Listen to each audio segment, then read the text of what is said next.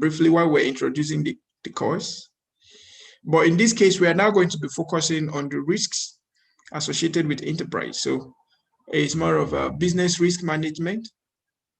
So we'll find out what workplace risks are, and then how we could come up with the control for them. Okay, that's what we are going to be doing in this class, and we are going to be doing that in the next 2-3 hours. This slide is almost 200 slides, but we'll try as much as we can to see how fast we can come. Always remember my admonition. My own principle is not compulsory that I must flip through all the slides. It's just for me to capture the most important things I need to teach. Okay. All right. So enterprise risk management. Enterprise risk management. So this risk management is the one that is associated to enterprise. Okay, this risk management is associated to enterprise. So we're going to look at it all together.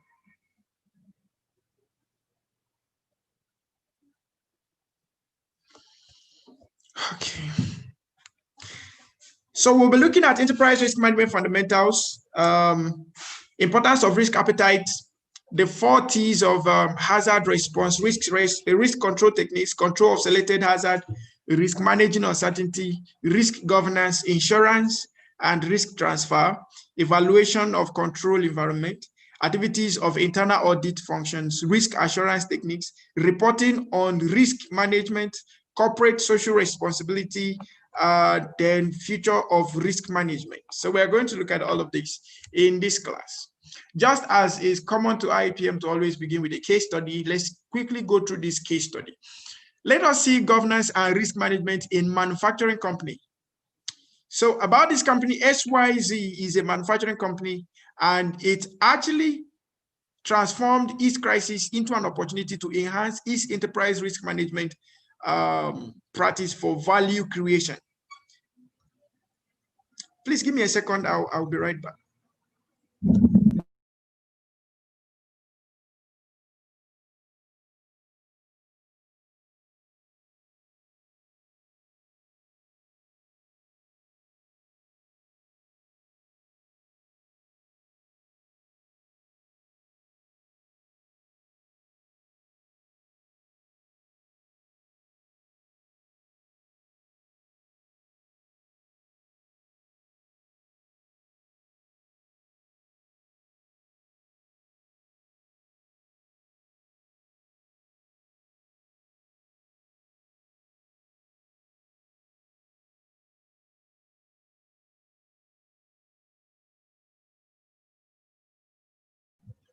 All right, thank you. Thank you for giving me that break. I just turned on the fan. I want to be sure that it's not affecting your own audio from your end. Are you hearing any vibration or alteration from your end? Is my voice still loud and clear in your area? Please, if my voice is still loud and clear from your end, please kindly confirm with 1 in the chat room. If my voice is loud and clear from your end without interference of the noise of the fan. All right, thank you so much. I appreciate that. Okay, so let's go back to this. So SYZ is a manufacturing company, and it actually transformed its crisis into an opportunity to enhance its enterprise risk management practice for value creation. Now, how old is this company? The manufacturing company has been in operation for the past 20 years and has grown from a small domestic company into a complex global organization. Now, what they are likely to do they implement ERM programs? For an aggressive 5-year growth plan, company leaders set out to transform the company into a risk-intelligent enterprise by implementing sustainable enterprise risk management programs. So what are the benefits? ERM will help management to have a more consistent view of risk throughout the business and also to take important strategic decisions. How did this start? The company began by laying the foundation of the ERM program and developed corporate level risk objectives. The company evaluated and prioritized its risk exposures and mitigation efforts in order to understand where to focus its future investment. What are the next steps? With the help of external assistance, the company established a steering committee of representative corporate leaders to oversee and monitor the implementation of ERM, established ERM charter, developed common risk definitions, developed the company's risk assessment criteria, identified and prioritized key enterprise risks, developed a prioritized list of top 20 risks to the company based on impact, vulnerability, and speed of onset, then identified important interrelationship among risks. Now, the CEO's message: our ERM program will be a strategic asset for the company in executing our aggressive global plans for growth. Now, let us learn about the ERM in detail. So let's look at the fundamentals.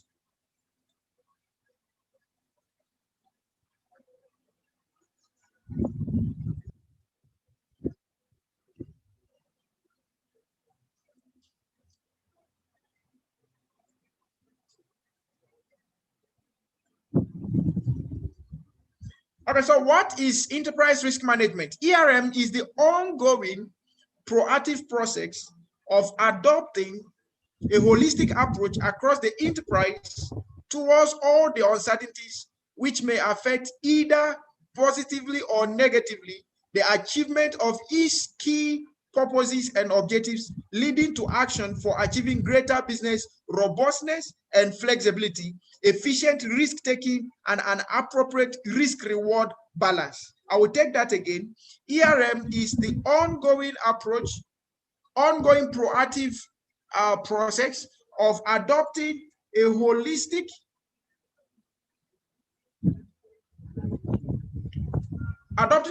approach across the enterprise towards all the uncertainties which may affect either positively or negatively the achievement of its key purposes and objectives, leading to action for achieving greater business robustness, flexibility, efficient risk-taking, and an appropriate risk-reward balance.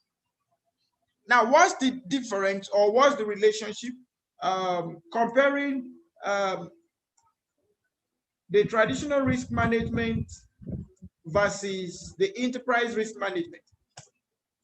Now, strategic application, comparison based on strategic application. ERM approach is closely connected to business decisions of an organization. Since its application is for the entire organization, it supersedes any departmental or functional autonomy to encourage review and organization's value-based objectives. So while ERM is a strategic approach which oversees all of the whole business, the risk management tends to focus more on departmental or functional areas of the organization, or functional units of the organization that will have the risks considered. ERM is concerned with managing all sorts of risks which affect the organization's ability to meet its objective. It allows the organization to stay focused on certain important areas. Performance metrics. ERM emphasizes results-based performance measurement throughout the organization. Results indicate whether the application of a particular risk management strategy has helped the organization to achieve its business goal. Now, why do we need to implement ERM? Why do we need to implement enterprise risk management? Enterprise risk management has or helps an organization manage its risk to protect and enhance enterprise values in three ways. One, by establishing sustainable competitive advantage. Two, by optimizing the costs of managing risk. And three, by improving the business performance. Now, for the purpose of establishing sustainable competitive advantage, the enterprise risk management aligns and links the various views of an organization and helps the organization to successfully respond to a new environment. It pays attention to all resources of the organizational value and does not concentrate on physical and financials alone, which is more of what we do when we say we are doing the traditional risk management. We focus more on assets, we focus more on financials. All right. But to create a more sustainable advantage, ERM is adopted.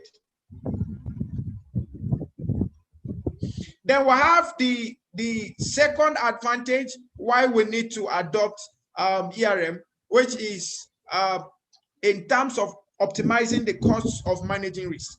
Of course, since it's a proactive process and is a strategic process, it has a budgeted way of managing risks, and it also makes risk identification quite easier, because before we could even get to the risk, they've already been identified and dealt with. And we all know that proactiveness in managing risk, preparedness in risk management, is one of the surest ways of minimizing risk effects. Okay, so ERM being a strategic approach, being a proactive approach, being a holistic approach, has also its way of optimizing the costs of managing the risks as identified. All right. So the organization is able to analyze the level of risk it can take based on the analysis that have been made. All right. Then the management avoids redundant activities, acceptance of risk, and transfer decisions. The management avoids redundant activities. Then they also decide on which risks they will accept, and also decide on which risks they will transfer. And that's why in this course, we will take the time to talk about insurance. Now, the last point there why we need to implement ERM is to improve business performance. So how does it really improve business performance? Okay, how does it really improve business? But now let's look at it from this angle of the fact that, number one, it looks at business on a holistic approach. That's number one. So you can actually have an eagle view to the uncertainty surrounding your business, and that will give you a better understanding of what the risks are all about, and then you can profile solutions to them. Now, that's the holistic approach to it. Now, looking at it from the strategic dimension, it means that you can actually see risks before they come up, and you can decide which risk approach you will use in managing those risks before they come up. So when the risks are supposed to come up to result to distortions in business, they would have been taken care of. So that distortion that have been brought about by risks wouldn't be there. Those disruptions that have been brought about by risk will be there. And in so doing, lost time is reduced, restricted work case is reduced, medical work cases are reduced, crisis periods are reduced. In such case, we have enhanced work teams, we have better motivated workforce, and all of this will help in improving performance. Just a moment of digression. How many of us are aware of what is happening in Nigeria now, which has finally become a global protest? How many of us? If you know what is happening in Nigeria now, please, can you tell us in the chat room? I don't think it's a very big thing.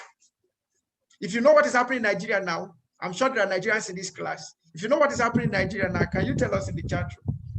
Don't put long sentence, so there is one hashtag they are using for it. Just put that hashtag. Okay. This person say flooding. It's not, that one is not part of the issue now. And now, NSAS had become a major issue in Nigeria. Now, can you make a correlation between improving government performance versus NSAS? Could there be something that government could have done before now that could have stopped this global protest? The answer in simple way is yes. There had been near misses. There had been near misses up and down in every city of Nigeria, pointing to government that there has been an overdue need, not just to reform the police, but to actually restructure Nigeria. But all those near misses had been overlooked. So I could categorically say that we don't have government or national risk management plan. I could categorically say that in Nigeria, we don't have a national risk management plan. Now, I am a Nigerian, and I thank God for being a Nigerian, but I think we have a challenge in risk management. Our risk management approaches in Nigeria are reactionary. They are reactive. They are not strategic. Our risk management approaches are reactionary. They are not strategic. Okay? Now, I was still in the university. I think I was still, we're about leaving the university when we started hearing the issue of, what do you call it? Boko Haram, yes. We started hearing the issues of Boko Haram. It was still a mere issue, but we treated it with all levity. We treated it with all carefree attitude. At the end of the day, the risk that was like a drop in an ocean had become a major situation that every day we keep losing lives in Nigeria. Every second we keep losing lives in Nigeria because we are not, and we've not been strategic in managing national risks. Now, you talk about the crisis of ethnic crisis in Nigeria. These things had been having their own near misses. Every now and then you have near miss of one ethnic issue or the other. Yet we have our leaders pay no attention to them. Now, ethnic crisis in Nigeria contribute a larger percentage of the deaths that happen in Nigeria every day. Now, I think, was it on Saturday last week or Sunday? Yes, it was on Sunday, yeah. Before the class on Sunday. No, there was no class on Sunday.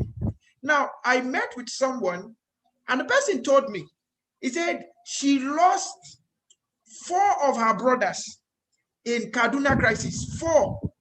About 2 weeks ago, 4 men were killed because of what? Ethnic crisis.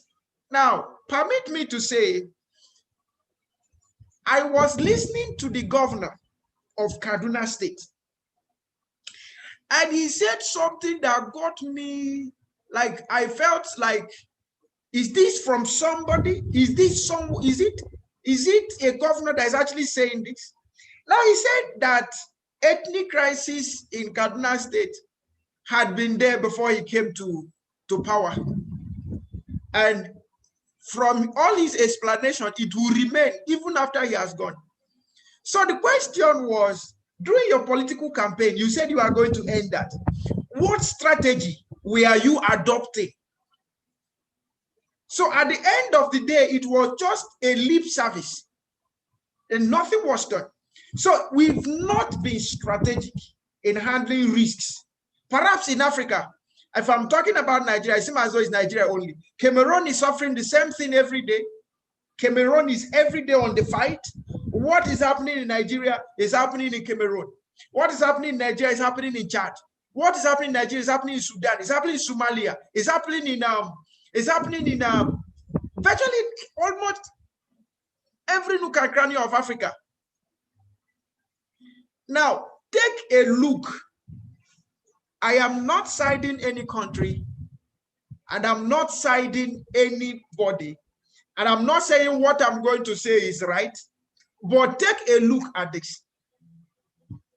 A country identifies a risk and eliminates the risk before the risk turns to become a hazardous effect. And the country stands their ground to defend why they eliminated the risk.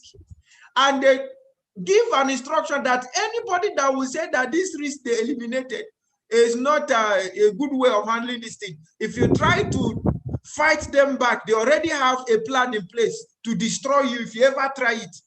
That is a holistic approach. That is a strategic approach. There are countries all over the world that over and over again, we don't hear issues of crisis. Over and over again, we don't hear issues of conflicts, ethnic conflict. Are those people there, are they not human beings? So if we look at our angle very well, we'll find that we don't have national strategy on risk management. And perhaps we've not even understood what risk management is all about. We've not even understood what national risk is all about. Now, for the first time in Nigeria, in 2014, I said this in one of my Facebook handles. I said that there is a revolution that is going to come to Nigeria, and it's not going to end in Nigeria. There is a revolution that is going to come to Nigeria that the politicians will be powerless. I said that as far back as 2014, because I saw the disposition of youth towards the 2015 election. That was a clear indication that there was something that was going to happen. But our government still paid the deft attention to it. Since 2015, we've been having, is it that we have Sowore-led revolution, or we have another Falana-led revolution, or we have Dino Melaye-led revolution. We are always having one person coming out, or you have student-led protests, or you have ASU-led protests. Government still paid daft attention to it. And let me tell us something. This issue of NSAS is no longer going to end with NSAS. Just watch it. It is constitutional. It is peaceful, as it were. And the most important thing about this thing, or the most funny thing about this thing, is that this protest is fully funded. When I mean fully funded, it is fully funded. Fully funded. Nigerians are funding the protest. I was watching a preview from the Lekki toll gate, and from the Lekki toll gate, they said they raised fund of 10 million naira to feed all the protesters. Feed them. They will keep feeding them till government hears their voices. Now, governors are making out funds. This is the first time in Nigeria I'm seeing such things. That governors will come out and lead protest for the first time. I've never seen that in the generation since I was born. That governors can lead protests. House of Rep members are leading protests. For the first time, I see celebrities join hand. This one is no longer a function of religious difference. All religious bodies are joining hand and saying, no, we don't want this one. This is a product of negligence to national risks. People are losing their life because of negligence, because of lack of national risk management strategies. You see how delicate risk management is. You see how fundamental risk management is. Can you imagine? Somebody said yesterday they raised another 63 million. Wow. Wow, this is good. And somebody said, or some people wrote on social media, they said government estimated how many trillion they use for palliative. And you can barely count one Nigeria that say he got the palliative or she got the palliative. But in 10 million naira that was raised for the funding of it was well accounted for. So people are becoming much more responsible than the government itself. Don't you think that is a high level risk? Is a high level that if we don't address it. I was listening to one prof yesterday night, and the man said the effort to restructure Nigeria as it were now has failed. Not only that it has failed, it has exceeded the time. The time for restructure has passed. If a prof could actually say this, now I'm talking of a prof, he can actually come to air to say this. What else are you expecting? They're already clamoring for something else. They are clamoring. Some of the protesting group, they have their list of things to be met. This is a function of lack of national risk management strategy. You check on Thailand today, The same thing is happening on Thailand. You check in Hong Kong. Of course, Hong Kong is becoming, like, I think Hong Kong, they are the ones that brought about this whole revolution thing coming around. So when countries lack national risk management strategies, it will impede on the performance of the government. Whether we believe it or yes, whatsoever thing that is happening in Nigeria right now is affecting the global economy, whether we like it or yes. Whatsoever thing that is happening, people have locked up their businesses. Some business people have told their staff not to come to work. Like, for instance, in Lagos, you start going to office by 4:30 or 5 a.m. By 12 o'clock, you're still on the road. What kind of adventure is that one that day? Because everywhere is blocked. The same thing in Abuja.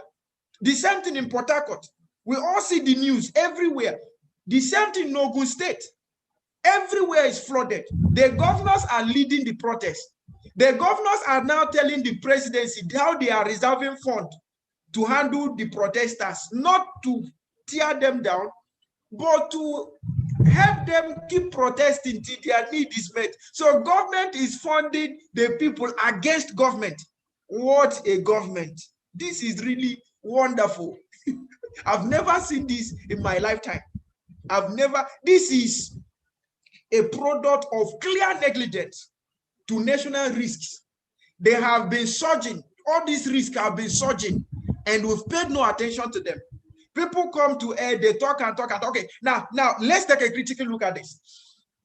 There had been floods of videos going on the internet that, yes, government came out and said they disbanded SARS, but people still get molested by the same SARS that have been disbanded. So what is really happening? Okay, what is really, so you see, risk communication now is no longer transparent. People are now saying we don't trust government.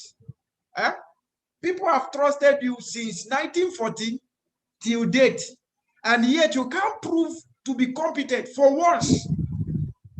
From 1914 till now, our leaders has not proven for once to be competent. And all of these risks that have been surging their head, they've been growing like dinosaurs. They've been growing. I told them sometimes in 2017, I said, we are having a generation in Nigeria that are already dead. So you threatening them with God does not mean anything to them. We are gradually growing a generation in Nigeria. They're already dead. You can't frighten them with God. How will you frighten somebody that you've sent to prison for nothing, and you bring him out and you tell him that you want to shoot? Which other shoot do you want to shoot him that you've not shot him? I was telling somebody the other day, I said, I may not have said anything about SARS on my social handles. That does not mean I am not, in fact, should there be anybody, or should there be any group of persons that have been part of the NSAS, I think I should be one of them. Sometimes this year, I was traveling to Lagos. Myself, my driver, my wife, and two people that were joining me to Lagos. We got to a place, the road was as lonely as the road that leads to hell. On both sides of the road were ditches. If you say you're swapping to this side, you will fall into a ditch. You're dead from that place. If you say you will run through them, you will kill somebody. If you stop, they will definitely extort you. Of course, I had to tell the driver, stop. So the driver stopped. All of a sudden, they picked my paper, car paper, checked everything. Where is your driver's license? The driver gave. Where is your this? Everything they asked, the driver gave. And they said to me, they said, who is the owner of this car?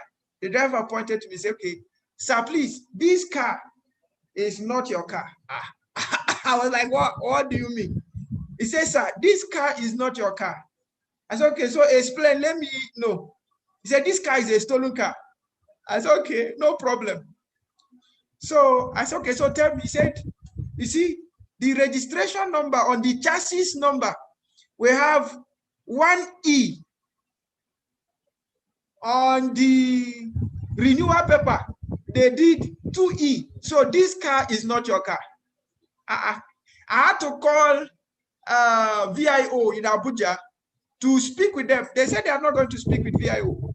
If it is a mistake, this VIO that did the mistake is not their mistake. Their own is to do their work. Do you know these people asked me to bring 100,000? To bring 100 for what? The car is everything apart from that. And there was also an additional report. I think it was from the police. They said we should get police extract or something. But they ignored it. They said I should pay them 100,000 on the spot. It was like Joko. Before I could say Jack Robinson, they've shot into the air. Papa! I said, today, Jesus must be Lord. I told you that that road is like the road that leads to hell. At the end of the day, we paid them 10,000 naira. For nothing. As though that was a joke. I came back to Abuja. I went to VIO. They corrected all the papers and all of that. About in August, my brother was waiting. So I had to travel for his wedding. Myself and my driver were indulged in the journey. We got to another place in Enugu State, to be precise. This one is another road that looks like hell. They stopped us. They asked for papers. We gave them the papers. They searched and searched and searched. And they said, sir, this car is not your car again. I say, so what is wrong this time around? He said, this car doesn't have engine number. I say, hey. Okay. He said, if you want us to bring out the engine number, we'll bring out the engine number. But we want to tell you that this car is not your own. It's a stolen car. And there was another Venza behind me. The Venza didn't have engine number. There was another Camry muzzle behind us. The Camry muzzle didn't. So all of us didn't have it. So how come that all of us stole cars? I called VIO again. VIO said that most of the engines that are coming now, most of the new cars that are coming now doesn't really come with engine numbers. And they don't bother putting the engine numbers while renewing papers. So they said, let them talk to the police officer. They said again, there is nothing to talk about. Like joke, they said we should pay them 50,000 each because they felt the cars were, well, good. Where do you expect me to get 50,000 to give you for what I did not steal? And people keep having these experiences every day. People keep getting shot, and government paid no attention to it. Now look at what is happening. Look at what is happening. They've given the negligence of government are giving voice to people that once never had a voice. Okay, the negligence of government had given voice to people that once didn't have a voice.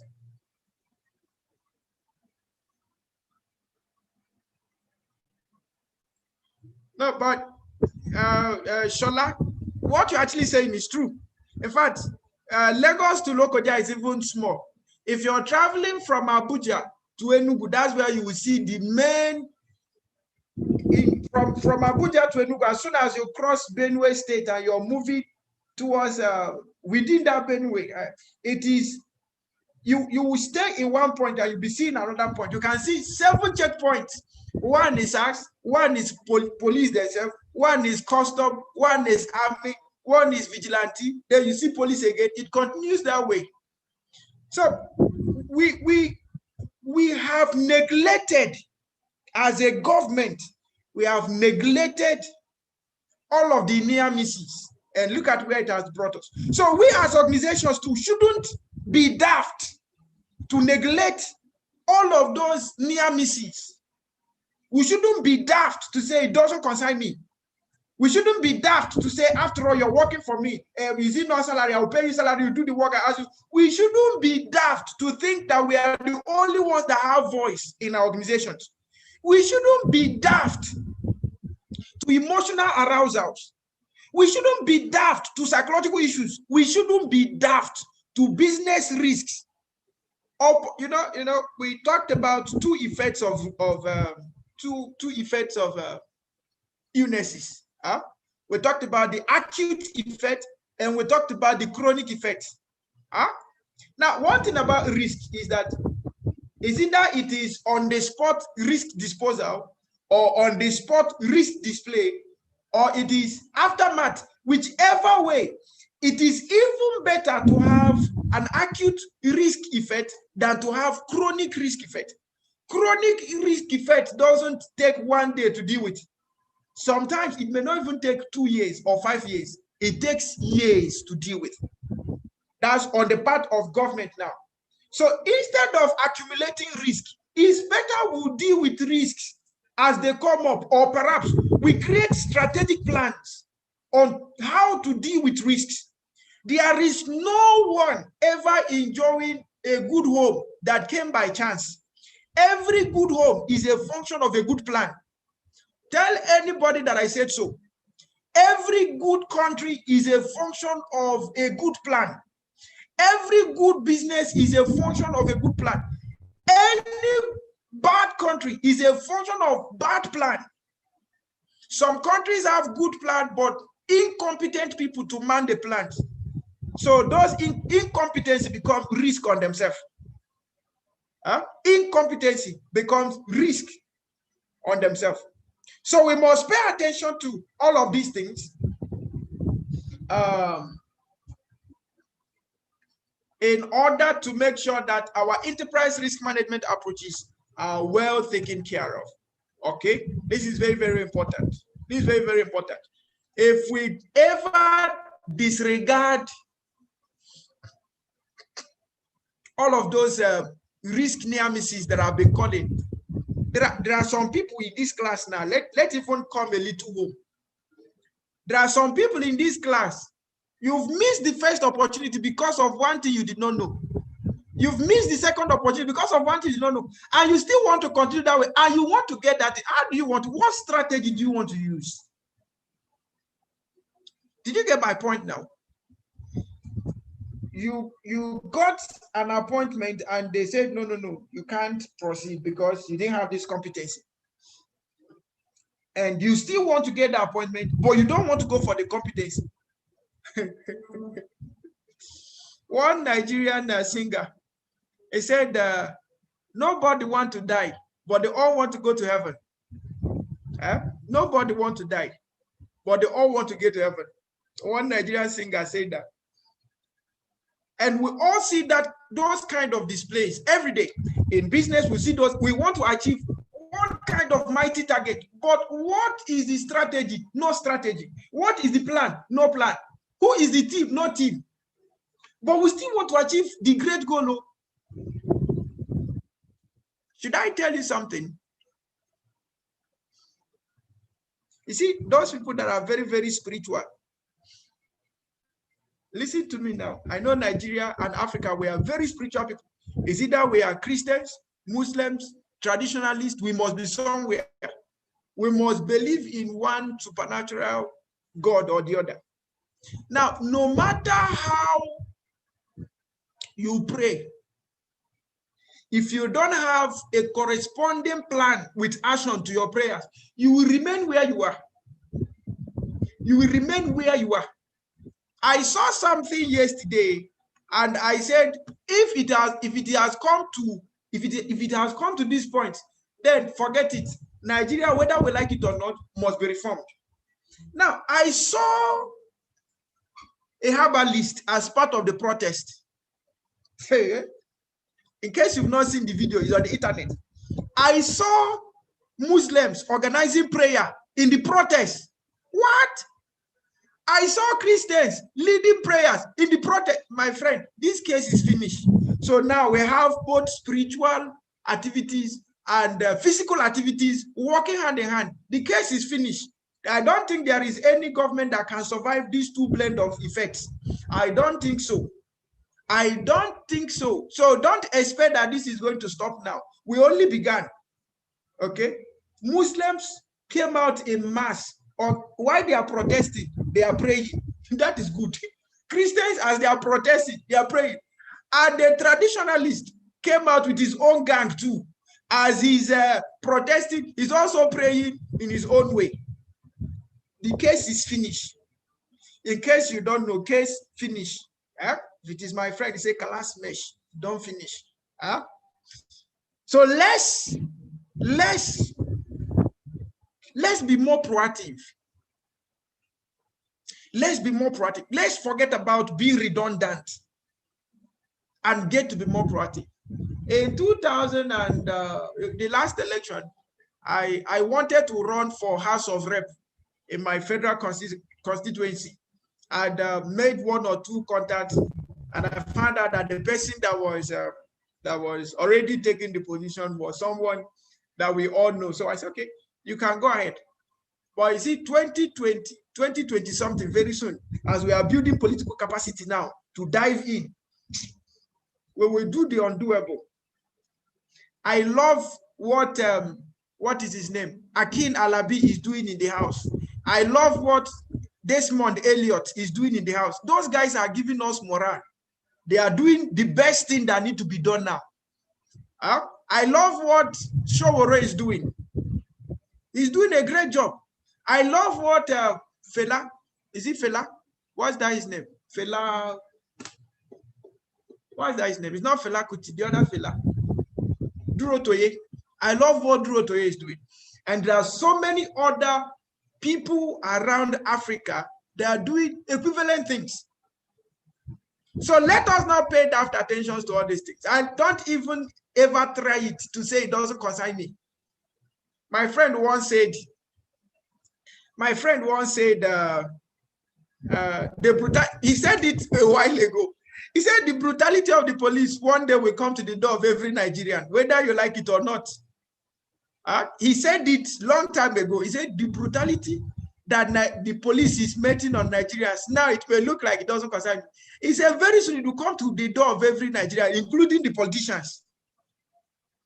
Sometimes in this protest, I heard that one of the House members was heavily beaten by protesters. They beat him very well because they said he was not performing. Power is leaving the political era or political domain to the civil domain. And that's what democracy should look like. Okay, that's what democracy should look like.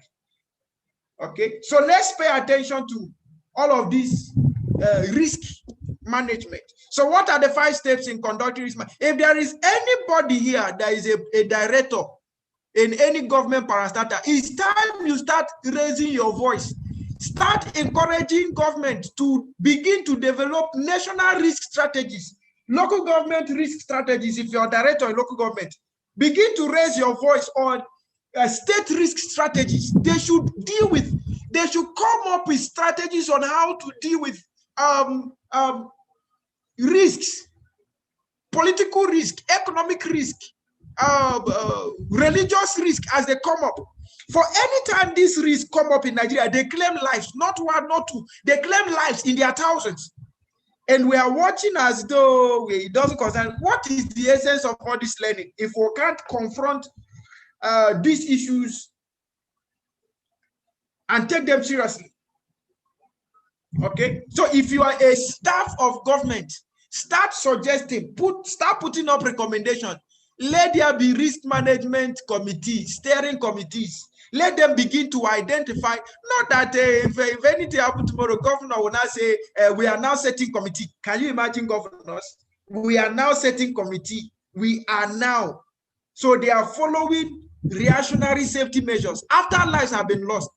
What if they set up those committees before this protest? Do we think life will be lost? The answer is no. I was listening to the House speaker. He was saying now they've set up WhatsApp channels. You can now reach this. They've set up an investigative committee on the brutality of police. What arrant nonsense? Is it how dumb we are? Are we that dumb? We can speak good English, yet we don't understand what we speak. We can come and block political grammars, yet there is no single understanding of what we've said. We'll come and read memos and read all manner of things readable, yet we can't even remember the last sentence after we drop the paper. So what are we really doing? If you're a director in this class, if you're a principal officer in this class, you must take your pen, take your paper, and start making the necessary recommendations on formulating risk management strategies, at least for your own parastatal or your own department. Then with time, your department can push it to the whole commission. The commission can push it to the ministry. The ministry can push it to the house. The house can push it to the government. And the government will make good reforms for everyone. Okay? All right. Thank you so much for listening to me. I'm not angry. And I'm sure you're not angry anyway. All right.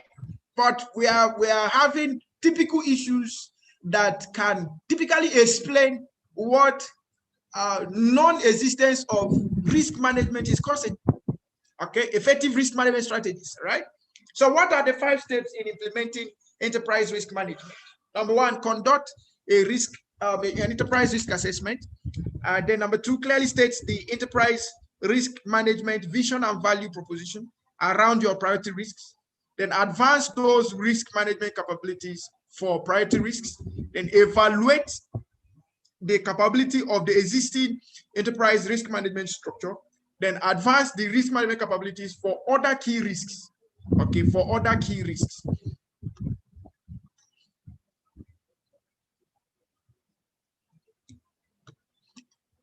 Okay, so let's look at the enterprise risk management wide approach. So if you look at what we have here, this is just an example to show us that enterprise risk management is encompassing all aspects of the business, like from what we are seeing here now. So it's in sales and marketing, it's in finance and accounting, it's in customer relations, it's in supply chain, it's in human resources, intellectual property, it's in business operations. So it's basically in everything. Okay, it's basically in everything.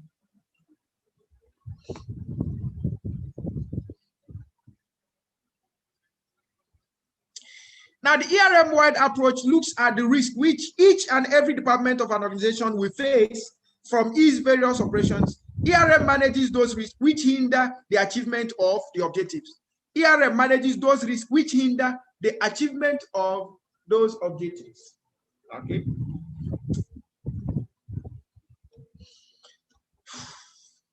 Now, what are the benefits of ERM?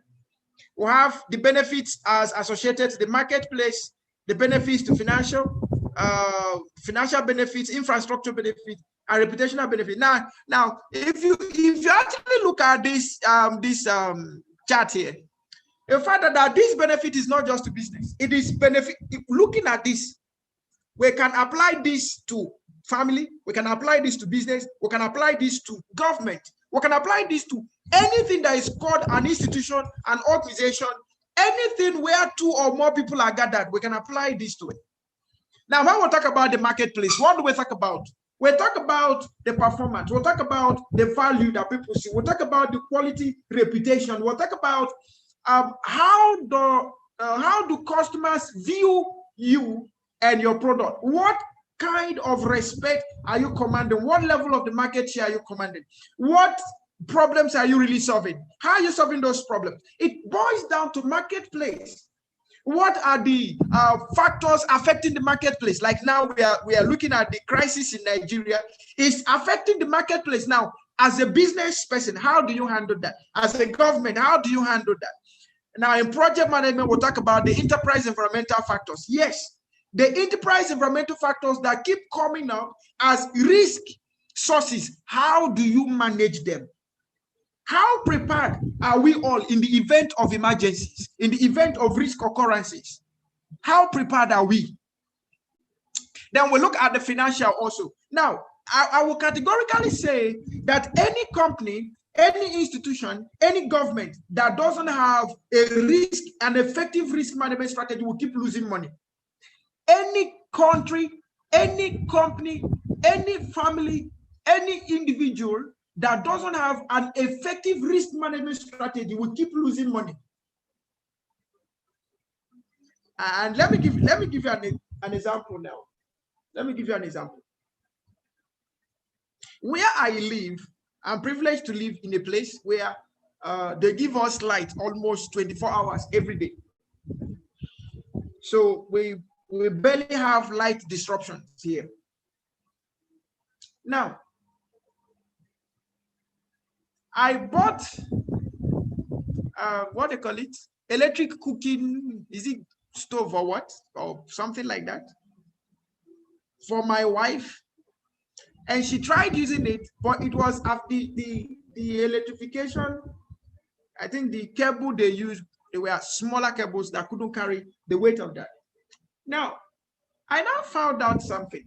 My wife told me something yesterday, and she said, this gas cylinder, we have about 3 gas cylinders in my house, big, small, and smaller. So she used the big one. She actually used it within 1 month. 1 month. What? You use a big cylinder. You're not cooking a restaurant. You use big cylinder in 1 month. And she told me we need to rewire this house and then get an electric stove. Now, for the fact that I paid little attention to what was happening in the kitchen, every month I have to give good money to go and buy gas. And I discovered that the major operation that consumes gas in my house is boiling of water. You boil water in the morning for everybody to take their bath. You boil water in the evening for everybody to take their bath. So we keep boiling water every now and then. You boil water in the morning, boil water in the evening, boil water in the morning. So we use the gas to boil water. Okay, and she was like, let's get a stronger cable and then let's start using this. I didn't even need to question her twice. I said, go and do just that. Okay, just go and do just that. Now look at it. Because I didn't have an effective risk management approach, a risk management wide approach to my family management, I am now spending a lot in kitchen management. But now that I've told her, go and get that electrician, let them come and fix the necessary wire. Perhaps this wire would not even be up to 1,000 naira, and his handwork might not be up to 1,000 naira, but would have saved cost. Okay, so any individual, any government, any organization, any group of people that don't have effective risk management strategy will always lose money. Nigeria, whether we like it or not, as it were now, we are losing money. We are losing money. We are losing money. I saw something the other day and I couldn't stop laughing. I said, are you serious? 386 million or so? Nigerian government said they raised 380 something million. They reserved 380 something million to progress the hate, to push the hate speech bill to law. 386 million. That is a black mind. That is a black mind. You want to use national resources to push a bill against the people. We are really trying, you know. We are really, really trying. We are really trying. We are really trying. So let's pick up the responsibility of what? Of forming effective risk management approaches, effective risk management approaches for our business, okay? For ourselves, for our homes. It's very, very important. Don't neglect any side. Don't neglect any part, okay?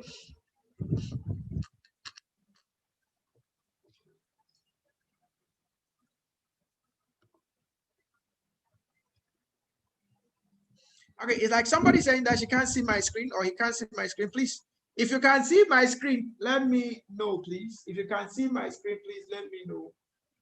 If you can see my screen, please let me know. Please, if you can see the screen, type 1 in the chat. If you can see the screen, please type 1 in the chat.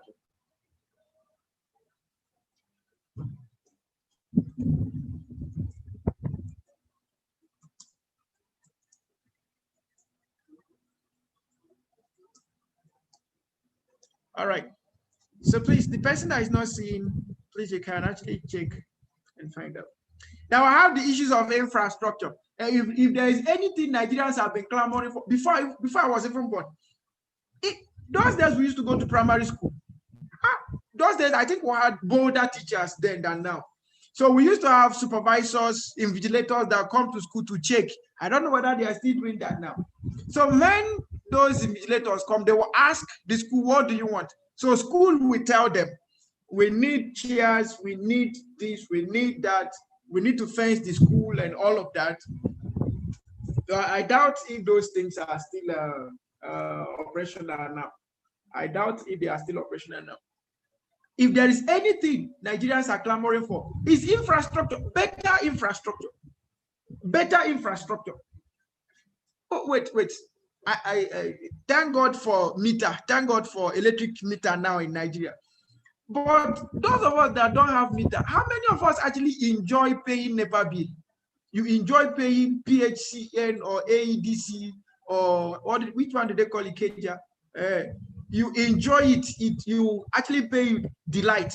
If you ever do so, type 22 in the chat room. Let me see you. You feel like, yes, you're actually paying for the service they really render. Huh? If you ever do so, type 22 in the chat room. Now, if you are actually dissatisfied with the rate of electric bill in Nigeria, type 00.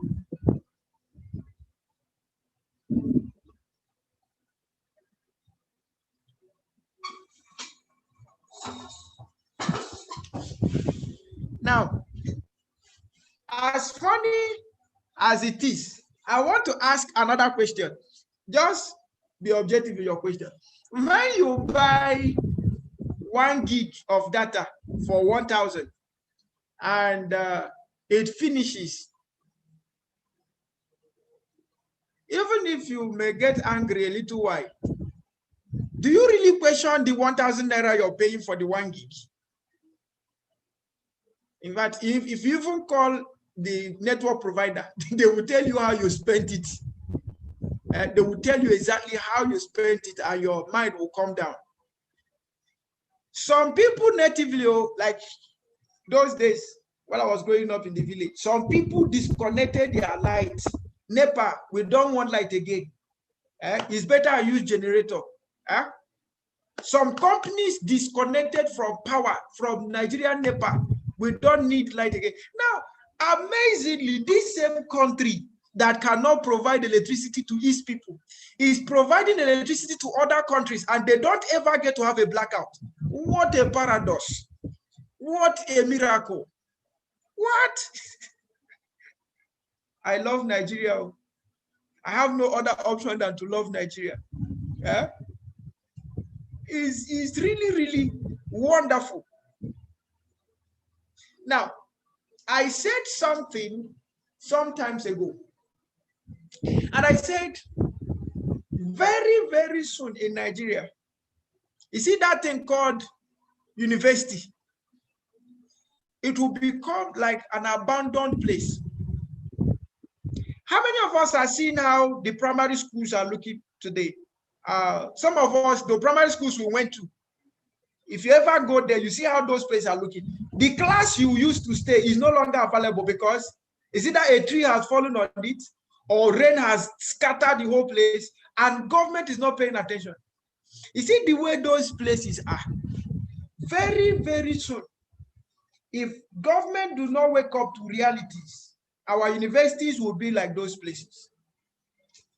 Our universities, they will be like what we are seeing in the primary schools today. The thing that look like it doesn't matter. After all, they are small children. Some of the primary schools and secondary schools we went to while we were growing up, they have become bushes. Bush, when I mean bush, they are gradually migrating from bush to forest. Okay. Some of us that did our youth service, during our youth service days, maybe some of us served in town. Me, I served in a typical village. I saw one primary school. I asked them, is this a shrine or a school? They say it's a school. I said, how? How can this be a school? No window, no door. It was built with mud house. It was a mud house. the place is wet, the roof is gone. How is this a school? It was surrounded all around with a bush. You have to pass through a bush to enter the school. Please, fellow coppers, tell me, how is this a school? Some of us did service in a place where you tell a child, you ask a child, what is your name? And the child will ask you, eh? So it is annoying. And this is how risk takes place. So it moves, it graduates gradually from little by little, little by little, little by little, little by little. It will keep growing. It will keep growing. So we must pay attention to these risks. Hi. We are like gradually, we are burying education. Education in Nigeria now is paralyzed. Is having diabetes with HIV, with in fact, is the sickness of education in Nigeria now is more than COVID-19. It has graduated more than COVID-19. But we still have a government that feels like it doesn't matter. School fees, they are increasing school fees every day, increasing tax every day, pump price increasing every day, electricity bill increasing every day. But yet, service rendered reducing every day. So we must do the needful. And permit me, I'm not politically, I'm not a political whatsoever. I say it the way I'm seeing it. I say it the way I'm seeing it.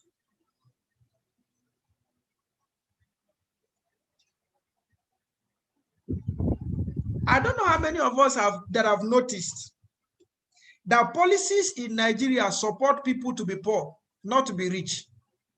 Policies in Nigeria support poverty, not prosperity. I don't know how many of us have ever noticed that. You look at economic policies, they support poverty. You look at political policies, they support poverty. You look at government policies, there's every policy in Nigeria just supports poverty. It just supports poverty.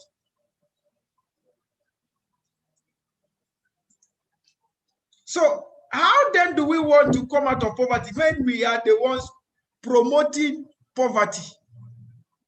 We want to be a prosperous nation, yet we are every day promoting poverty. Do you see CBN laws? Have you ever checked CBN policies on SME charges and small business? They will tell you that they are providing funds. Have you gone to check the charges they are charging the bank that is serving you? You know, some banks now, they've stopped sending you maintenance alerts and all of those things because they are annoying. They are very, very annoying. You just wake up as a business person, you have 2,950 naira alert. You just opened it, debit. What is the debit for? Stamp duty. You calm down. You open another one, VAT. What is VAT for? You open another one, in one account. Hey. Hi. It is well. Now, is it to talk about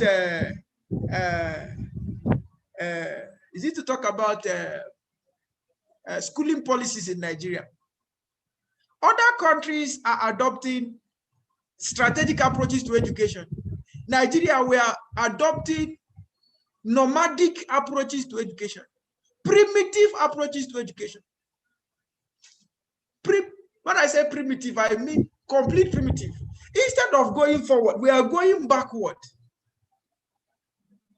In my last discussion with one of the directors in the Ministry of Education, which I will not go ahead talking about here, but some of the things I heard was like, are you kidding me?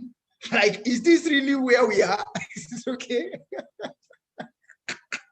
I was like, sir, are you really telling me that this is where we are? So we are not really seeing the main thing. We have not really seen the way it is. Men and brethren, we need to come up a little. National risk management strategy should be in place. Then we'll talk about the reputational aspect of the benefit. If you have good risk management strategies, yes, you'll be off insults. You'll be off every now and then litigation. You'll be off insurance issues. You'll be off regulatory issues. You have your peace of mind. Okay? If you have good ERM for your marriage, there'll be no need for divorce. There'll be no need of slap today, beat tomorrow. If you have good ERM strategy for a nation, there will be no need of protest.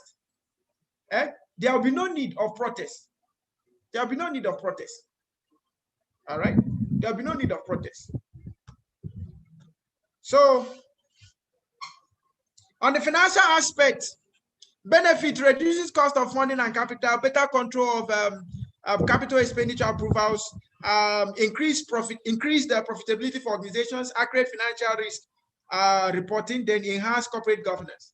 Then we'll have on the infrastructure, it enhances efficiency and competitive advantage, and then it results to achievement of the state of no disruption. It improves supplier and staff morale.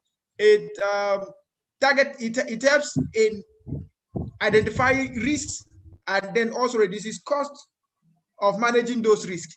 Then you have reducing operating costs also. Then on the reputation now, regulators get satisfied. There is improved utilization of company brand, of course. Then enhance shareholder value and good reputation and publicity. Then we have improved perception of organization. Now let me ask you. I sincerely doubt if people in US will have as much desperation to relocate to Nigeria, or people in Canada, or people in UK to relocate to Nigeria as we Nigerians have such appetite to relocate to them. I doubt if that would be possible. Because if that was going to be possible, we would have had white men in every nook and cranny of Nigeria. So what is the problem? There is a reputational damage to the country called Nigeria. There is a reputational damage that people don't even want to get out. Some Nigerians, when they leave this country, if you ask them, are you a Nigerian? They tell you no. They would rather tell you I'm an African than tell you they are Nigerian. Why? Because of reputational damage. Okay? Somebody attended our class some times ago, I think from Dubai, and we asked her to pay online. She said no, that she had been duped severally from Nigerian by Nigerians. So she won't pay online. She would rather go and do Western Union transfer. I say, wow. That's the effect of this damage on us. So somebody could think it's just a thing on government. No, it is affecting every single Nigerian. And let me be very kind with us. It is affecting every single African. What is happening in Nigeria is affecting Ghana, is affecting Liberia, is affecting Somalia, is affecting anyone called Africa. Do you know that there are some countries, there are some people in some countries that don't know Nigeria, they only know Africa. So anybody that is black is Africa. Anybody that is black is Africa. And whatever thing that happens in the black continent, in a black nation, is seen as happening in the black continent. So this reputational damage we are bringing to ourselves, it is not just a thing of it's happening to every one of us. It's happening to every of our being. It's bringing detrimental effects. How come that we can't have standard products that are exportable? Not that the products are not standard, but because it's coming from a nation that has bad reputation, it cannot be exported. Where other countries get and have small checks and their products are exportable, Nigeria will have checks upon checks upon checks upon checks, yet it cannot be exported. Not that the products are not up to standard, but because of the reputation of the country. So these effects, they are all glaring to us. They are all glaring to us. Okay, they are all glaring to us, and we shouldn't pay depth attention. Say, some of us that are promoting our businesses now in the international community, at the end of the day, you say, okay, in fact, some of those people you buy things from on online, or you make payments through check, international check transfers. Some of those institutions will tell you that no, we will not do anything with you until we confirm the money. And some of them, if you're not careful, even when you've paid your money, after they've done their check, they will return back your money to you and tell you, we are sorry, we won't be able to partner with such an organization. Those are the reputational damages we are talking about. Should I tell you something? I don't know how many of us have ever tried this. Do you know most countries don't have regulatory effect of Nigerian currency on their country's currency? Some countries, the regulatory effect, international regulation on currency doesn't apply to their country. I bought something, or I bought some things from 3 different websites, and I found out that I was charged differently. I bought one, then they said dollar was 367 to one, and I don't know why our government will keep deceiving us. I don't know why. CBN will tell you that $1 is 367. Meanwhile, when you go to buy something, they will tell you it's 487. They will tell you it's 420. They will tell you it's far from what CBN is saying. So who is regulating who? Where are the regulators? Now, because of this national reputational damage, any country can wake up and fix anything. Since they know that Nigeria won't do anything, everybody is concerned about what enters their pocket. Huh? Now, I bought at the rate of 367 according to CBA. I bought something, I paid 425. I was like, why should they charge me 425 per dollar? I thought that was the end of it. I bought another one, they charged me 900 plus per dollar. 900 naira plus per dollar. I quickly called somebody. I said, how much is dollar in the black market? They said dollar in black market is 480. I said, okay, that is still okay. But why should they charge about 917 naira per dollar because I'm buying something? Where are the regulators? That transaction is supposed to pass through NIBSS. Is it not what they call it? National Internet Banking Security Service. That transaction is supposed to pass through there before they approve it. How come it didn't pass through there? How come I was charged 917 naira and CBN did not do anything? Do they want to say that they didn't see the transaction? Of course they saw it. But you see what bad reputation is causing? What caused the bad reputation? Negligence to risks. What caused the negligence? No strategy, no risk management strategy. These things are hazardous. So don't think it will not affect you. It will affect you. I am glad that a good proportion of the people we are talking to are Africans. Don't think it is only Nigeria is happening to. No. Maybe as a Ghanaian, you think, okay, your money is more than Nigeria today. But let me tell you the simple truth. What is happening to Nigeria is affecting Ghana, is affecting Egypt, is affecting Togo, is affecting Benin Republic, is affecting every African. And we just have to pay attention. Okay, we just have to do what? Pay attention. So we have poor perception instead of improved national perception. We have poor perception. Instead of having good national perception, we're having poor perception. Okay, so that is affecting us in every way. Then we'll have the marketplace. Don't mind me, I'm taking time to explain this so that it gets to our bones and marrows. The problem everyone is facing today was negligence that was done in 1914 or even before 1914. I'm sure before 1914 there were some distortions that would have caused this whole problem today to be fixed. I even doubt if we have record in Nigeria. I doubt if we have records in Nigeria. I doubt. In the marketplace, ERM gives you better commercial opportunities, better marketplace presence, increased customer spend, higher rate of business success, lower rate of business disaster. Okay. Now, quickly, let's look at ERM and business continuity. In risk management, essentially, what we do is identifying the risk, evaluating the risks, then monitoring and controlling the risk. That's essentially what we do, right? Okay, so ERM is related to business continuity management, risk assessment, which is a part of the risk management process, and the business impact analysis, which acts as a foundation for business continuity planning, are closely related.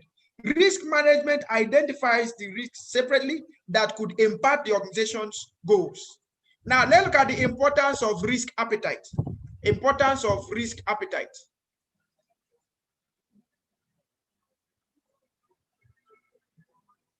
The first one we'll look at there is the risk capacity. It refers to the ability or the capacity of the enterprise to take risk. It is not the same as the cumulative total of the individual values at risks associated with the risk faced by the organization. This cumulative total is the risk exposure of the organization. So risk capacity, appetite is also different from risk tolerance. So we're going to look at all of them.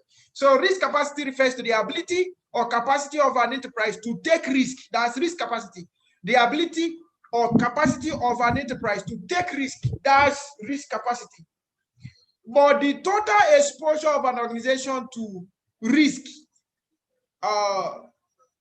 or the sum total of all the risk within an organization is the risk exposure. All right. And different organizations have different risk appetite. Okay, different organizations have different risk appetite. All right. What organization A may decide to appreciate as risk and then take on it, another organization might not. So we must all build capacity for taking risks, but those risks must be well articulated. Those risks must be well articulated. Okay. Then we have the risk appetite. Risk appetite refers to the value of the company's resources which the management is willing to put at risk. Unfortunately, most organizations have not calculated the value of that they should risk. They don't even calculate the actual value of resources which are at risk.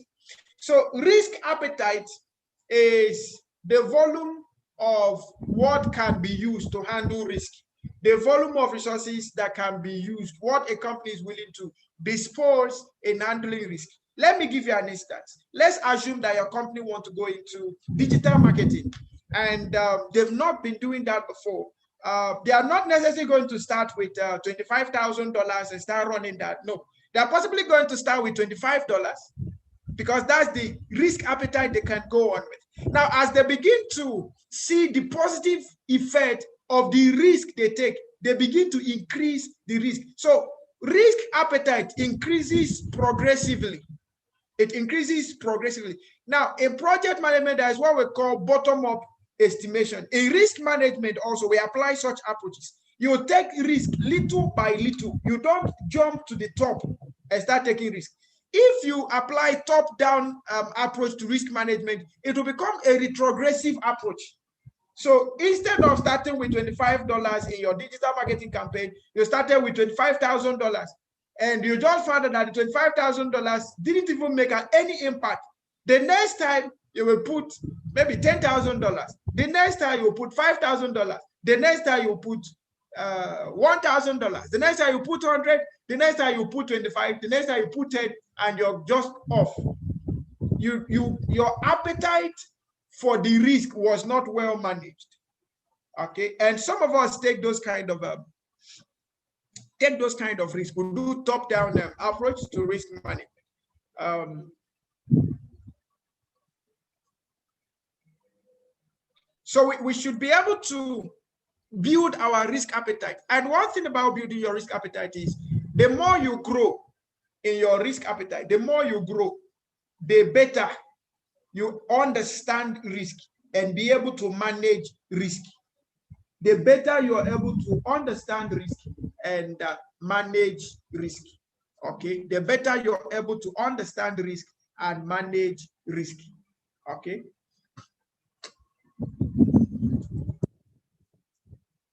Please, let's take a minute break and we'll be back. Just a minute break Just take a sip of water and we'll be back.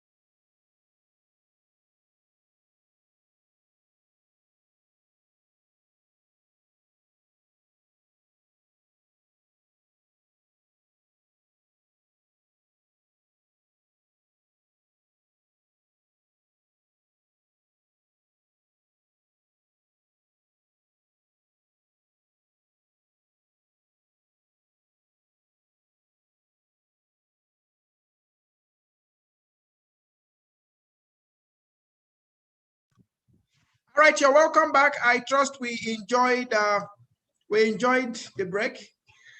Okay, so I've spoken about risk appetite. I've spoken about risk capacity. So risk capacity is the strength of an organization, the willingness of an organization, the ability of an organization to take risk. Why the risk appetite is the volume of resources they are willing to commit to risk management. Do we understand the difference between the two?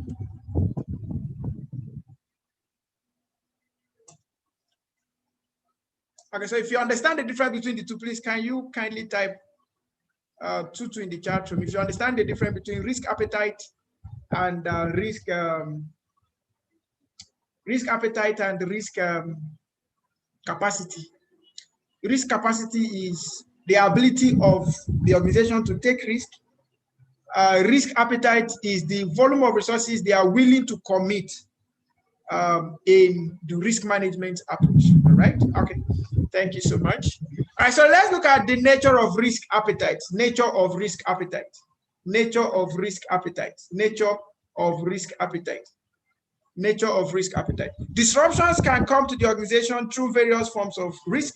These risks are associated with cost of incidents that don't occur, cost of loss prevention, cost containment activities, which also include cost of insurance. Okay. So organizations, for their appetite, they need to consider all of these costs.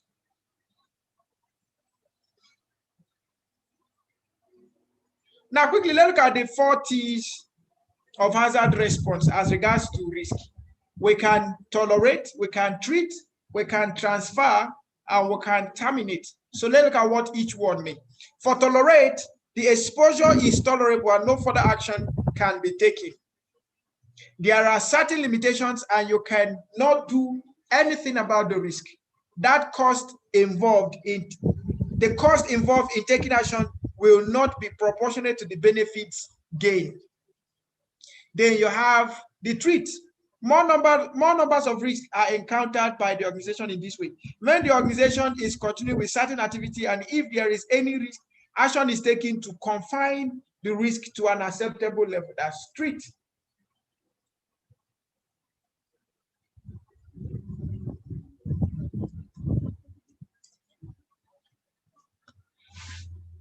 Now, have transfer refers to the transfer of risk to a third party by paying something, which is typically what we call insurance. This can be done by conventional insurance. This option is best suited for mitigating financial risks or risks of assets. Now, how to terminate? There are a few risks which can be treated to certain acceptable levels by terminating the activity. There are, when compared to the private sector, such termination of activity are limited in the government sector. Key dependencies and significant just a moment, please. I will be right back with you. All right, key dependencies and significant risks, like the risks available in organizations and examples of the risks, and then the significant risks that we see. So example, have firm will have example of dependencies, and they'll have example of significant risk. So example of a risk in a firm risk could be financial risk. Now, in the financial risk, the examples of the dependencies could be availability of cash. There could be risk allocated to availability of cash. There could be risk associated with proper allocation of funds, internal control, and liabilities under control. Now, under the availability of cash risk,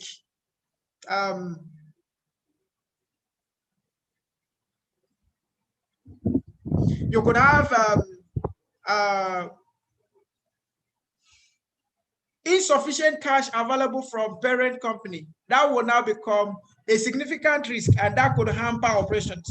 They have, under the proper allocation of funds, you have inadequate profits because of incorrect capital expenditure decisions, which could also affect capital flows, cash flows. They have internal control examples of risk. Significantly, you have frauds occur because of inadequate internal control. Okay. And they'll have examples under liabilities under control, have higher than expected liabilities arise in the pension fund. Should I tell you something? There is not going to be any war in Nigeria. There is not going to be any war in Nigeria. There is not going to be any war in Nigeria. In this era of technology, you see, those information that are being hidden, we don't have internal control in Nigerian civil service, in Nigerian system, as it were. There is no internal control. But you know the most amazing things? Technology is helping us to have access to information that we wouldn't have had access to. So what natively caused war, or what caused war in those days in Nigeria, was pure ignorance. But you see, in these days of information, we will not have any war. We will use information to deal with the people that are causing problems in Nigeria. There is not going to be any war anywhere. There is not going to be any war anywhere. There is one thing with the truth. Truth dispels argument. Truth, it dispels argument. And the truth is, truth are coming up on a daily basis. I love what these Sahara reporters are doing. Sahara reporters, they are doing a good work.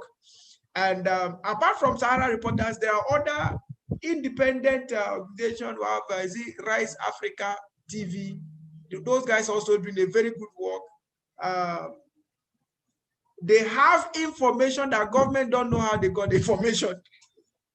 Okay, and that is where we are going. So instead of fighting war, no, we will use information that will empower the people to fight the wrong people, not fight against ourselves. All right. So these problems that we see here, these examples of problems that we see here, if we don't have, or any company that doesn't have an ERM-wide approach, we always face these issues. Defrauding the organization, lip service everywhere. We have disbanded SARS, but SARS is now, I don't know, we've disbanded SARS, but their operations are now more typical than it were before you disbanded them. And I've actually asked this question. I say, you disbanded and formed SWAT within 24 hours. How possible is that? Where did you recruit the people that are in SWAT? Is it not the same people that are from SARS? Is that what we are asking you to do? To change? Did we ask you to change the name? We didn't ask you. We tell you to change. In fact, stop the operation of those. We are not saying that that unit is not important.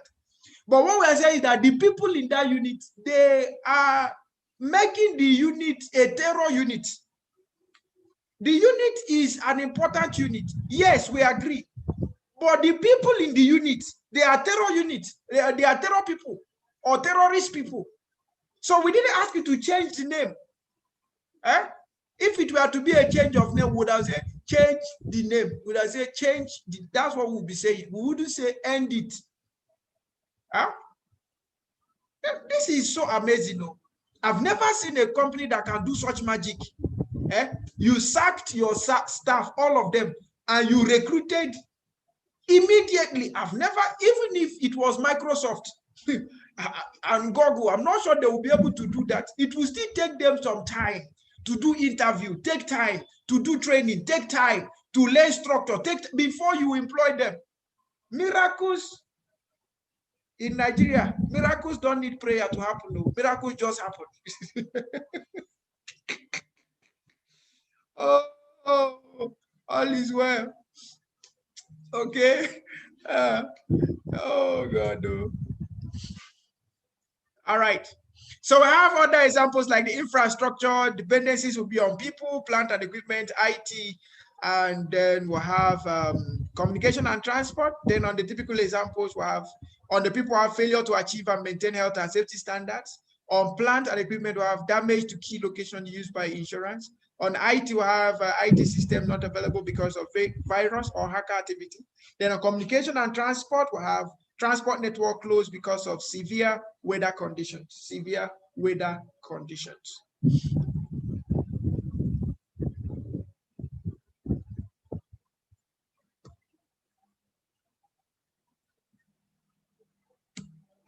Okay, then we also have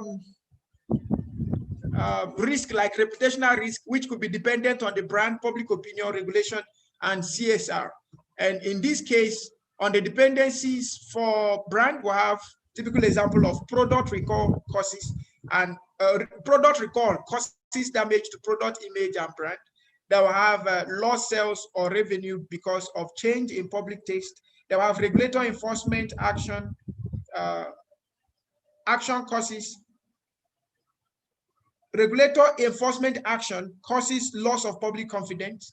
They will have allegation of unethical product sourcing cause of unethical product sourcing causes loss of sales.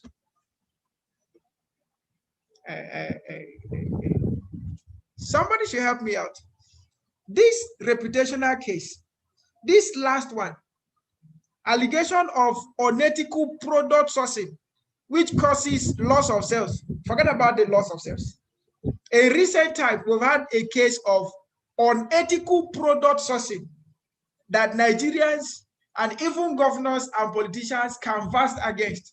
Can anybody remind us what that case was in Nigeria? Can anybody remind us a case of allegation of unethical product sourcing? It just happened recently. Can anybody remember that? Can anybody remember that? If you can remember that, that would be good. Unethical sourcing. That Nigeria said, no, we don't want this one. It's not so.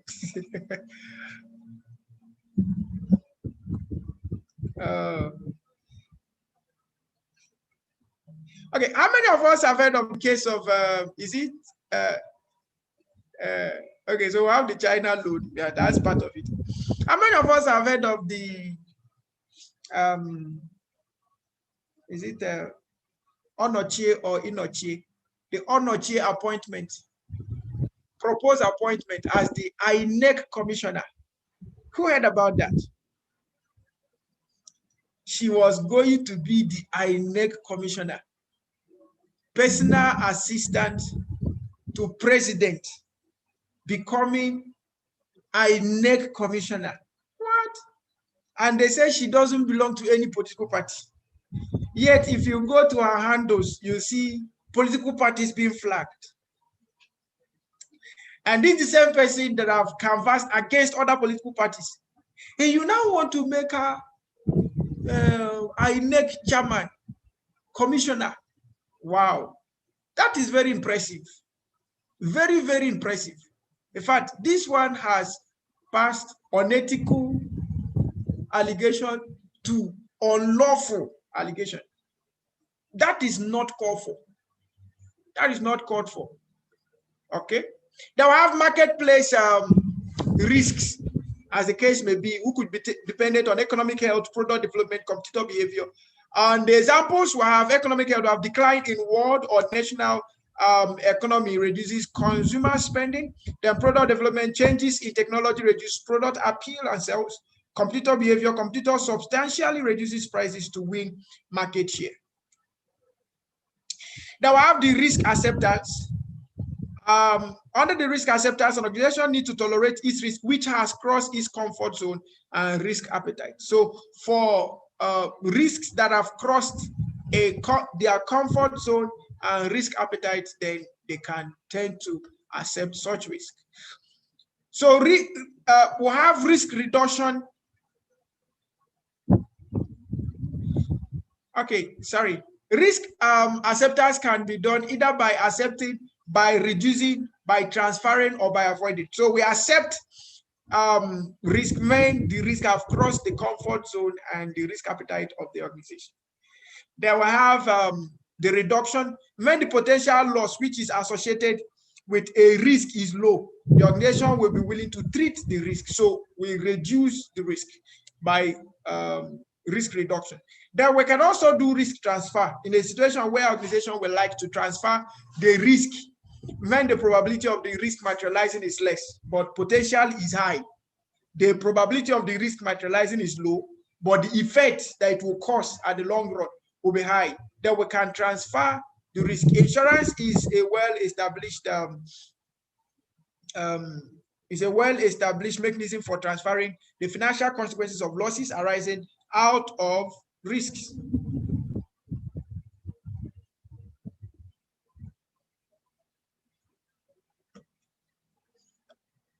Then we can also do risk avoidance, which is also called risk elimination. Okay, when both the likelihood of the risk and potential impact are high, the organization can consider avoiding or eliminating the risk. Now quickly, let's look at risk control strategies. We have the preventive, we have the corrective, directive, and dictative. Let's look at what each one has to say. For the preventive, these controls are designed to limit the possibility of an undesirable outcome being realized. For the corrective, these controls are designed to limit the scope of loss and reduce any undesirable outcome that have been realized. Then directive, these controls are designed to ensure that a particular outcome is achieved. Then for dictative, these controls are designed to identify occasions of undesirable outcomes having been realized. So if you check these two controls, you will see that these two controls can categorically be segmented into two. We have the proactive approaches and we have the reactionary approaches, where the proactive approaches deals with the ones that will stop the risk from occurring. So we have the preventive and the directive as proactive risk management approaches or risk control approaches. Then we have the corrective or the dictative as the risk reactionary approaches. I'll repeat that again. These types of risk control that have been mentioned can actually be divided into two broad categories. The first category will be the proactive approaches, which are tilted towards ensuring that risks are identified on time and eliminated before they occur. All right. or perhaps risk identified and a particular desire for that risk being identified is being achieved. So there is a direction that the risk is given, all right, which could be a positive risk direction, right? But for corrective means that it has already occurred, so we are trying to profile situation. Dictative means that it has already occurred, so that we're trying to find out what caused it. So it's like accident investigation, right? So we have the proactive approaches, which could be preventive or directive, and we have the reactionary approaches, which could be corrective and or dictative. Did you get that? Please, if you got that, can you please type 00 in the chat room? If you got that explanation, can you please type 00 in the chat room? If you got the what I just said, is Mrs. Binta in this class today? Is Mrs. Binta in this class? I've not noticed her. Oh, Mrs. Binta, you're in this class. Welcome. Okay.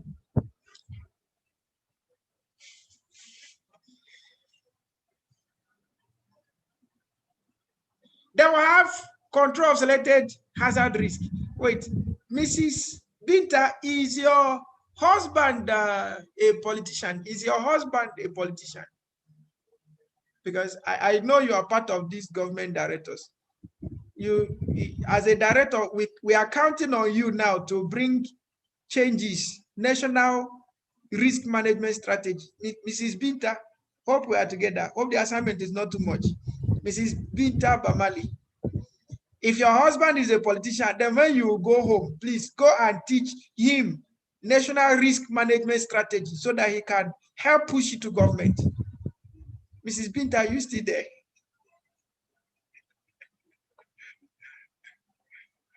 Oh, God. Okay. Okay, you are here and you're home. Okay. Okay. All right. Selected control of selected risk, hazard risk. Let's look at control of selected risk, hazard risk. We have these hazards that occur in organizations, be private or public. So how do we handle them? We have a typical case of fraud. Fraud is a financial risk. Fraud is a financial risk. So how do we handle it? Fraud is one of the key financial risks faced by all the organizations. Fraud is committed by employees, customers, or distributors and suppliers. The organization itself can commit fraud by falsely reporting the results of the organization. How do we minimize fraud? Improve on recruitment process. Reduce the motive for fraud. Reduce the number of assets worth stealing. Increase level of supervision. Improve detection of fraud, and improve record keeping.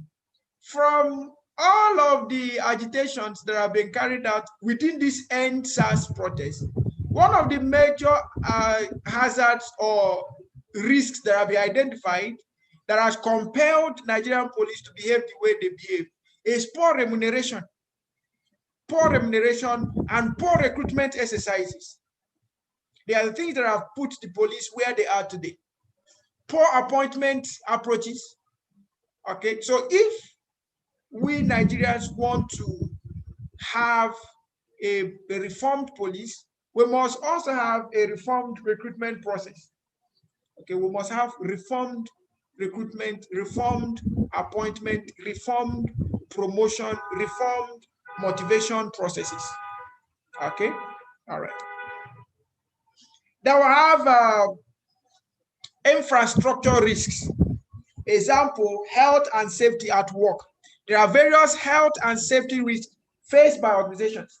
This can be a case filed by an injured employee, prosecution by a regulatory authority, and disruption in business caused by accidents and certain dangerous occurrences. Organizations have applied various health and safety tools, and they are following various techniques to manage the risk. The involvement of health and safety specialists is vital for successful risk management initiative. How do we manage health and safety risks? First, let's identify the health and safety risk. We have the dangerous machineries, we have pressure systems, electrical systems, hazardous substances, radiations, fire safety, stress at work, vehicles and driving risks, slip, trips and falls. Now, what are the causes of fire at work? We have hot work environment, machineries, smoking material, we have flammable liquids, bad housekeeping, they will have accidents. They could also result to fire. Then another place we need to consider as part of workplace safety is the IT security. All right.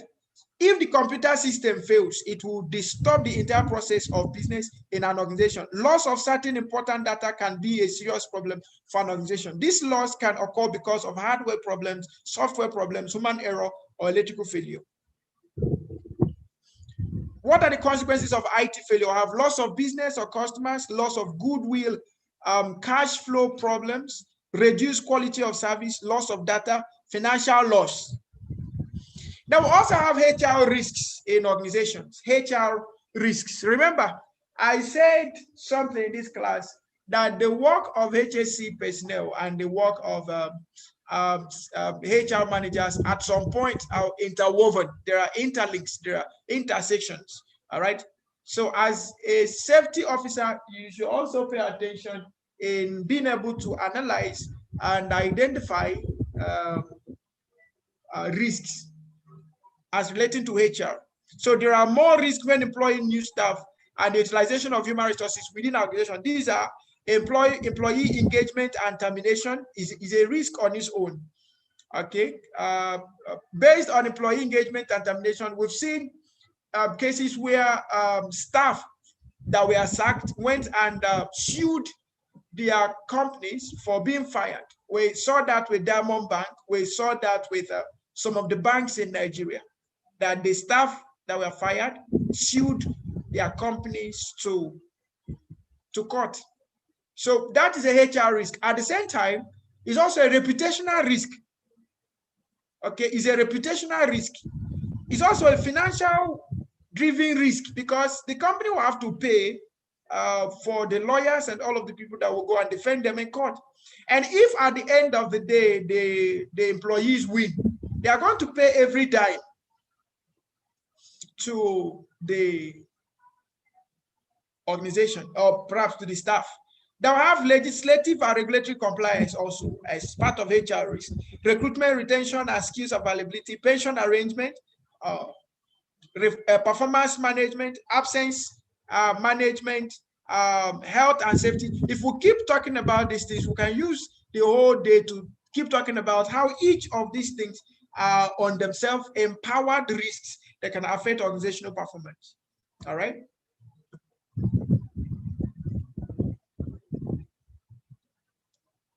Now, how do we control reputational risks? How do we control risks that affect the brand of the organization? Brand name can be considered as an important, valuable asset of an organization. Therefore, it is important to avoid any sort of damage to the brand and to the organization. Causes for brand damage will have changes in government policy, changes in marketplace, new entrants into the marketplace. They'll have price and specification competition, appropriate franchise behavior, and fake goods. Okay, fake goods. Environment. What are the risks related to the environment and how can we manage them?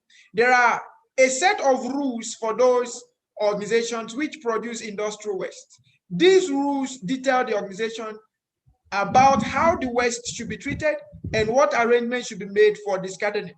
There are also issues for those commercial organizations which do not produce industrial waste or byproducts. The main concern for these organizations are to minimize the commercial waste that they produce. So in this environment, we are considering environment that produce industrial waste versus environment that do not produce industrial waste. All right. So both are encouraged to minimize the commercial waste they produce. Now, how do we control the marketplace risks? Examples of marketplace risks are technology development and inclusions. It is important for the organization to meet customers' demand and expectations. The changes in technology make these tasks challenging for the companies. The company or the organization which supplies goods that are technology-based face continuous changes because there are continuous innovations, there are continuous improvements, and all of that. They will have regulatory risks also. Regulatory risk is one of the most difficult risks faced by an organization. Compliances may appear simple and clear, but there are certain complexities associated with the changes to regulations and different regulatory requirements in different countries. Okay. In Nigeria now, we are having to battle the NGOs, the religious bodies in Nigeria and charity organizations. They are now faced with the battle of the amended Karma Act. That's part of regulatory risks. Okay. Managing uncertainty. How do we manage uncertainty? Uncertainty means incomplete knowledge, that is shortfall of knowledge or information about what kinds of outcome may occur, the factors which may influence future outcomes, the extent to which known and unknown factors will influence outcomes, the likelihood of various outcomes. Then we have the impact which those outcomes, if they occur, would have on the organization. Kinds of uncertainty, we have event uncertainty, variability uncertainty, assumptions uncertainty, systemic uncertainty. So let's look at what each one means. For event uncertainty, the occurrence which are good or bad and which may or may not materialize. So they are basically occurrences. Variability uncertainty, events that are expected to happen up to a certain extent and cannot be accurate. So there is always change in the event as it occurs. Like the end SARS that is occurring now is a variability uncertainty. Nobody knows where it's going to end. But all we know is that it's going to change with time. It will keep changing with time. Okay? It will keep changing with time. So it's a variability uncertainty. They will have assumptions uncertainty. The assumptions that which are made about certain happenings may happen or may not happen. Certain sources of uncertainty are dependent on other sources. So assumptions uncertainty, like we said, they are assumptions. They are assumptions. They've not really come to materialize. So they may or may not occur. Okay, they may or may not occur. So part of the things we're also going to see in this protest is assumptions uncertainty. Assumptions like, will this country be reformed? We are not sure. Will this country be restructured? We are not sure. Will there be a segregation? We are not sure. But there are speculations that such things could happen. All right. There are speculations that such things could happen. Okay. Will there be presidential swap? We are not sure. We don't know. Okay. Will the governors keep putting pressure on the central government for a reform? We are not sure. But there are assumptions that such things can happen. They will have the systemic uncertainty. Relationships which are usually uncertain by itself between different sources of uncertainty, including knock-on effects. So relationships which are usually uncertain by itself between different sources of uncertainty. Okay, we could say they are systemic. So there is a relationship, one thing leading to another kind of risk. One thing leading to another kind of risk. That's the systemic risk effect. Now, I have approach to uncertainty management. Being proactive is one of the most important and best ways to manage uncertainty. There is one statement that Dr. Dave made in his lecture. I think it was on crisis, emergency response. Emergency response. He said, preparedness is key to managing emergencies. Yes, preparedness is key to managing emergencies. So in the same way, preparedness is a proactive approach. So in the same way, For us to manage uncertainty, of course, we know that crises are uncertainties. They were never speculated for. They were never.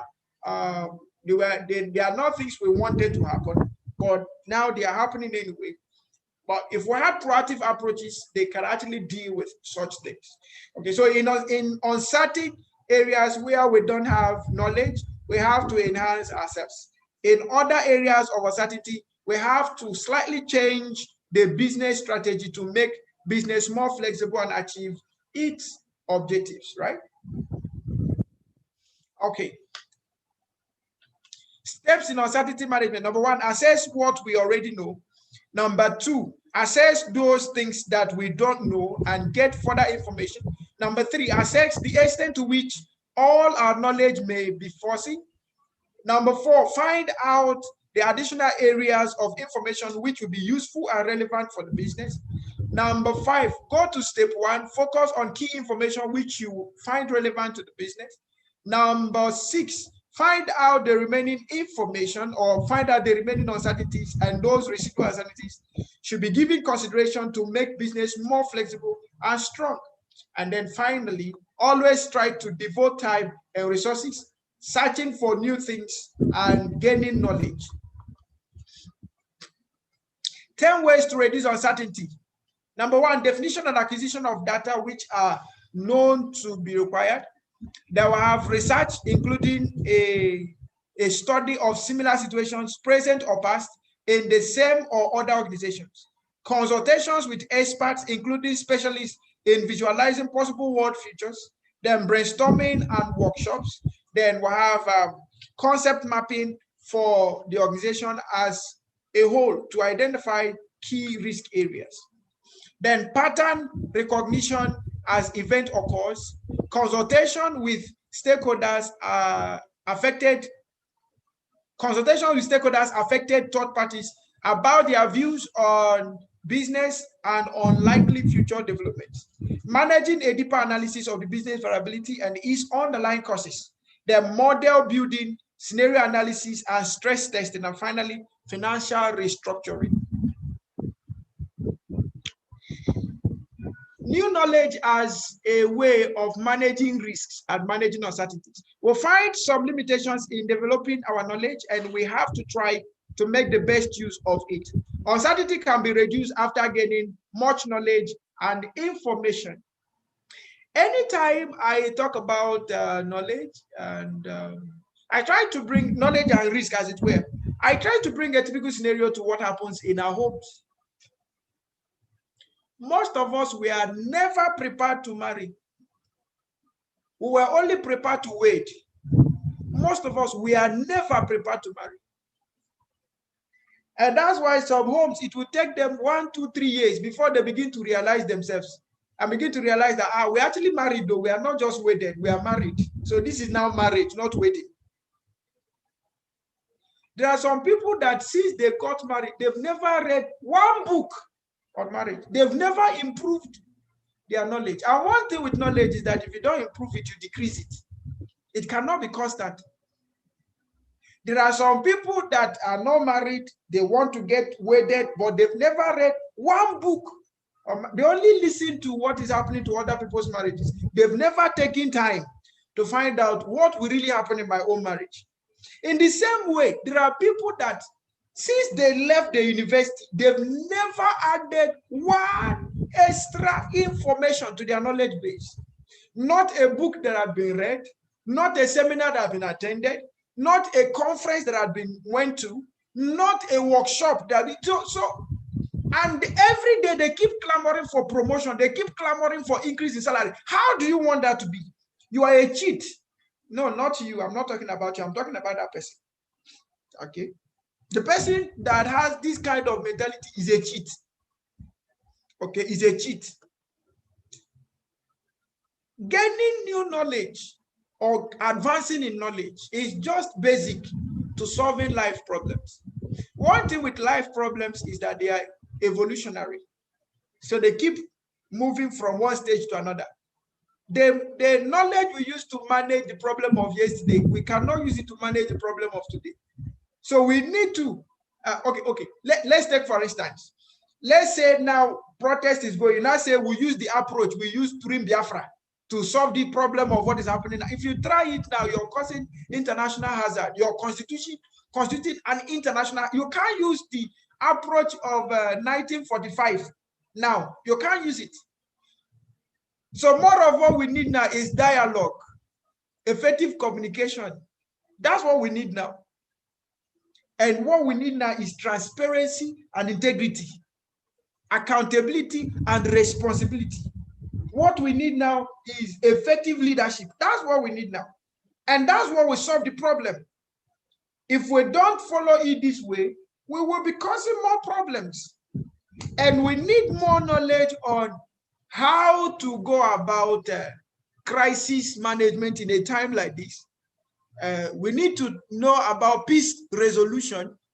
We need to know about effective communication. We need to know about social inclusion in governance now. So it's key. Knowledge management and gaining new knowledge is key to advancing, be it in career, be it in personal life enjoyment, and be it in business, be it in government, public, private sector, everybody's involved.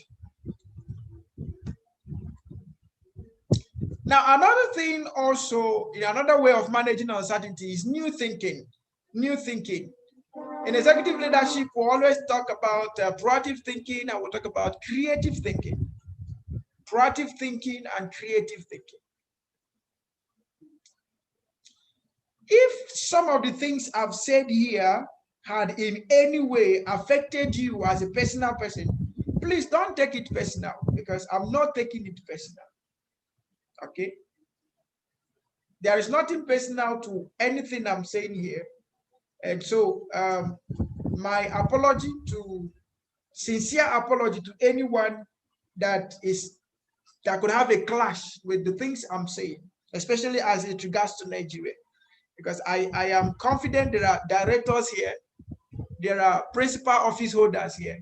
So the things we are saying, or the things I'm saying them as a national concern, not as an individual concern. All right? So please don't feel bad about the things I'm saying. I know with time you will understand the things I'm saying, right? And then we'll all come together to not agree. Now, creative thinking, new thinking. Let's look at it. Nigeria had war. Biafra-Nigerian war in the 1940s, right? That lasted for 3 years. And since the end of the war, we have not thought out, as a country, we have not thought out a better way to deal with this reoccurring issue. That's still a proof of absolute absence of national risk management plan. That is one.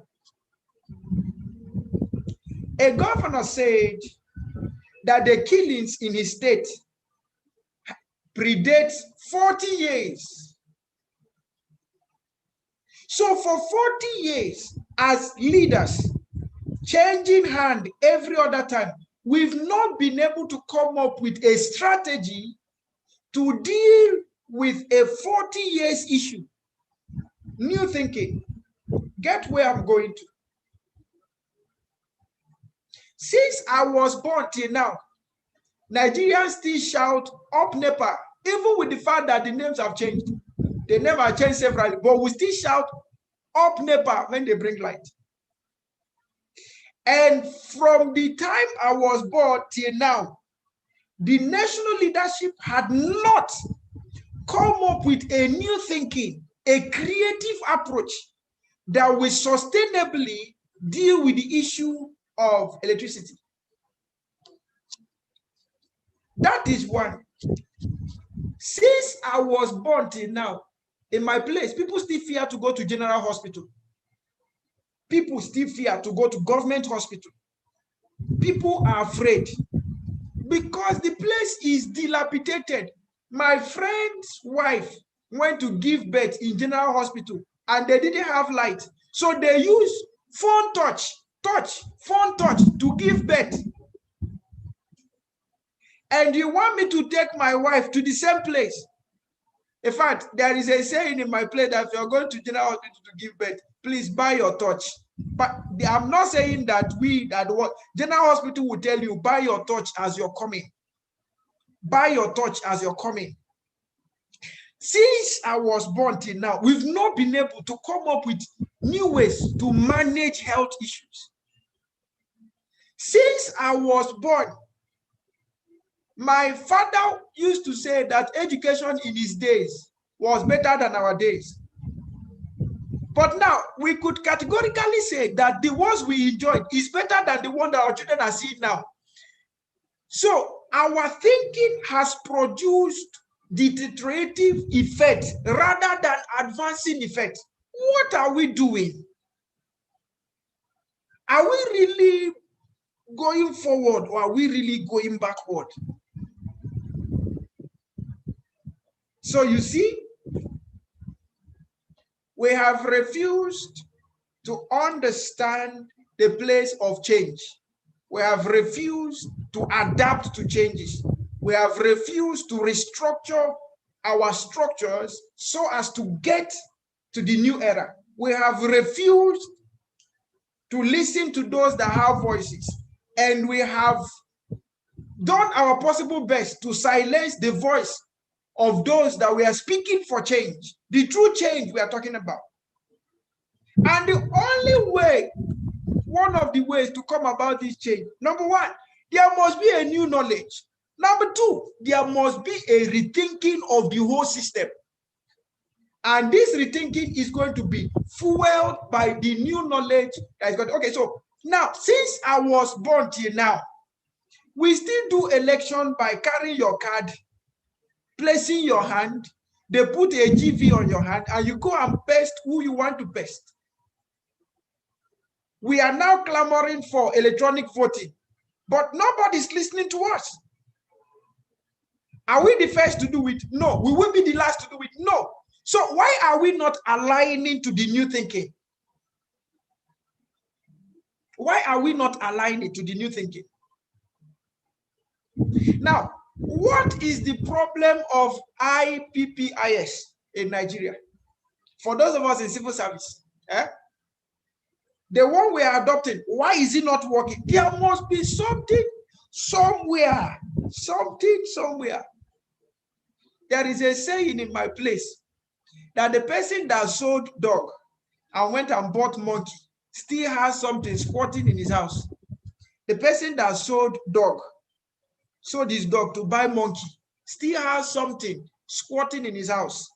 I think that is what is happening in the African context. We keep selling dog every day and we keep buying monkey. We still have the same thing squatting in our houses. New thinking, focus on managing or responding to change. It is very key. Follow a holistic approach to risk management, covering strategic, project, and operational risk, and extra corporate dimension, which links them all together. Adopt a positive approach which focuses on opportunities and seeks the upsides as well as downsides of threats. Be highly flexible in our thinking, behavior, organization, processes, and systems.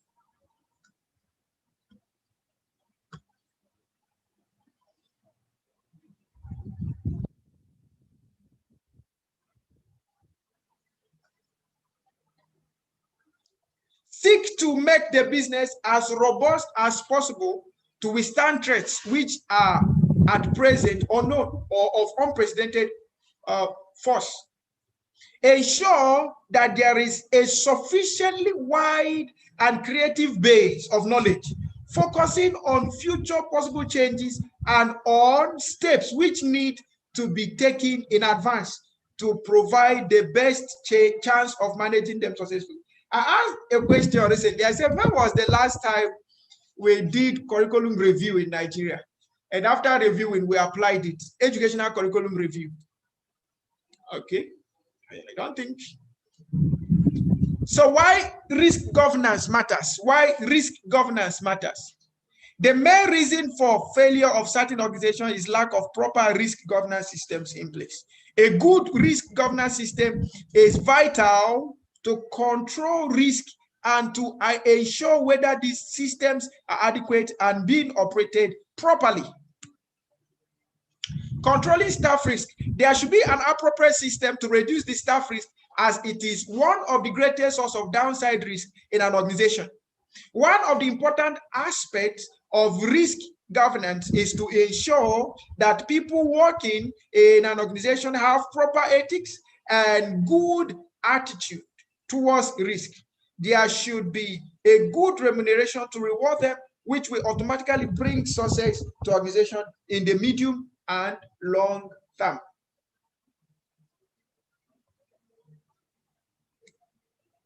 Systems of checks and balances. There should be proper checks and balances to ensure that no individual takes excessive risk on behalf of the organization. All the employees, including the CEO, should be aware of their limits and authority and should act within these limits. Policies and procedures. It is essential to put in place appropriate processes and procedures to ensure that there is adequate monitoring of changes in the risk profile to gain positive assurance about the extent to which all risks are being properly managed, to monitor how the ERM system is improving, and to identify future actions which may be desirable. Now, we have audit of risk management processes.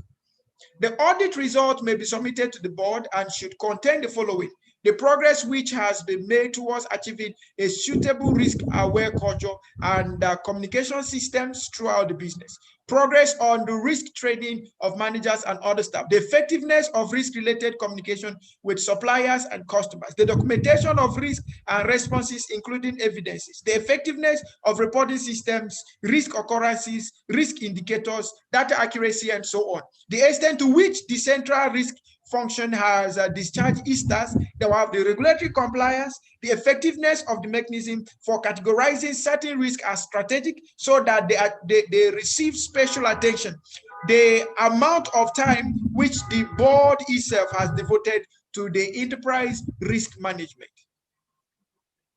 They will have insurance and risk transfer. What are the importance, or what is the importance of risk insurance as regards to risk management?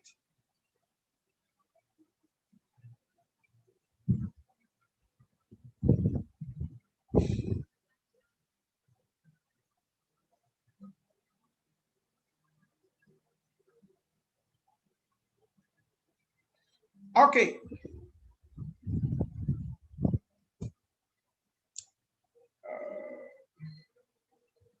The importance of insurance as regards to risk management.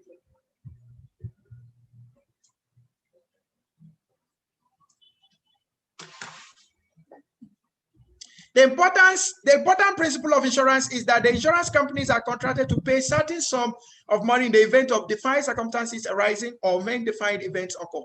Insurance contracts can require the insurance companies to pay for losses suffered directly by the insured. This is first-party insurance. Other types of insurance contract the insurance companies to pay compensation to other parties if they have been injured or suffer losses because of the activities of the insured. This is third-party insurance. Now, what are the advantages of insurance? Insurance can provide benefits to insured because the loss may be greater than the insurance premium. An advantage of insurance is that it provides indemnity against an unexpected loss. Insurance can provide access to specialist services as part of insurance premium, e.g., advice on loss control. Insurance can reduce uncertainty regarding hazard events that may occur. What are the possible disadvantages of insurance? The delays often experienced in obtaining settlement of an insurance claim could be a disadvantage. There may be disputes regarding the extent of the cover that has been purchased and the exact terms and conditions of the insurance contract. What are the reasons for buying insurance? We'll buy insurance for legal and contractual obligations. We'll buy insurance for balance sheet, profit and loss protection. We'll buy insurance for employee benefit and protection of employee assets. The aspects to be considered when looking at the purchase of insurance cover, the organization will need to consider the following 6 aspects: the cost, the coverage, the capacity, the capability, the claims, the compliance, and the cost.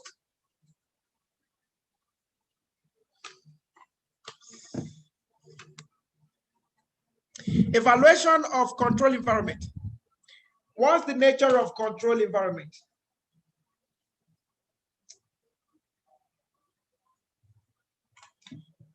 Internal control occupies an important position in management of risk.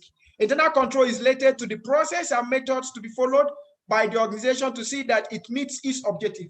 Internal controls can be defined as actions taken by management to plan and organize certain activities which help the organization in achieving its goals. Now, how do we design an effective internal control? What should be the arrangement? We'll have maintenance of reliable system, timely preparation of reliable information, then safeguarding of assets, then we have optimal use of resources, and preventing and dictating fraud and error. So 1, there should be reliable system, there should be timely preparation of reliable information, that's to say effective documentation and communication approaches. Then we have safeguarding, that's industrial security, and then we have optimal use of resources, and then preventing and dictating fraud and error. Purpose of internal control. The primary purpose of internal control activities is to help the organization achieve its objective. Typically, internal controls have the following purposes: safeguard and protect the asset of the organization, adhere to policies and procedures, including internal control procedures, ensure the keeping of accurate records, enhance reliability of internal and external reporting, safeguard the interest of stakeholders and shareholders, then promote operational effectiveness and efficiency, ensure compliance with laws and regulations. Control environment. The Canadian Institute of Chartered Accountants, CICA, created a means to measure the quality of the control environment within an organization. It is referred to as COCO, which means Criteria of Control Framework. Criteria of Control. The framework covers purpose, which is the sense of direction. What are we for? They'll have commitment, a sense of identity and values. Do we want to do good job? They will have action, monitoring, which covers monitoring and hearing, a sense of evolution, and what progress and whatness. They will have capability, which has to do with a sense of competence, what action we need to take.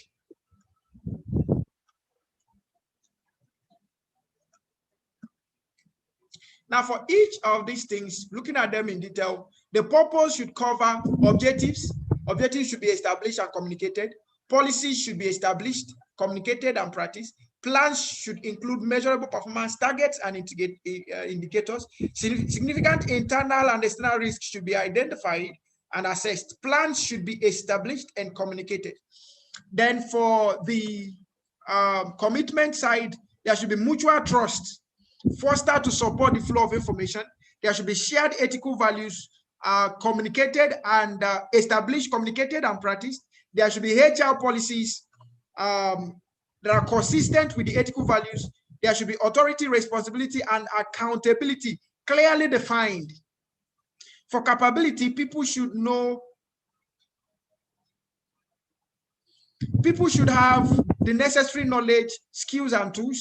Communication processes should support the values of the organization. Sufficient and relevant information should be identified and communicated. Decisions and actions within the organization should be coordinated. Control activities should be designed as an integral part of the organization.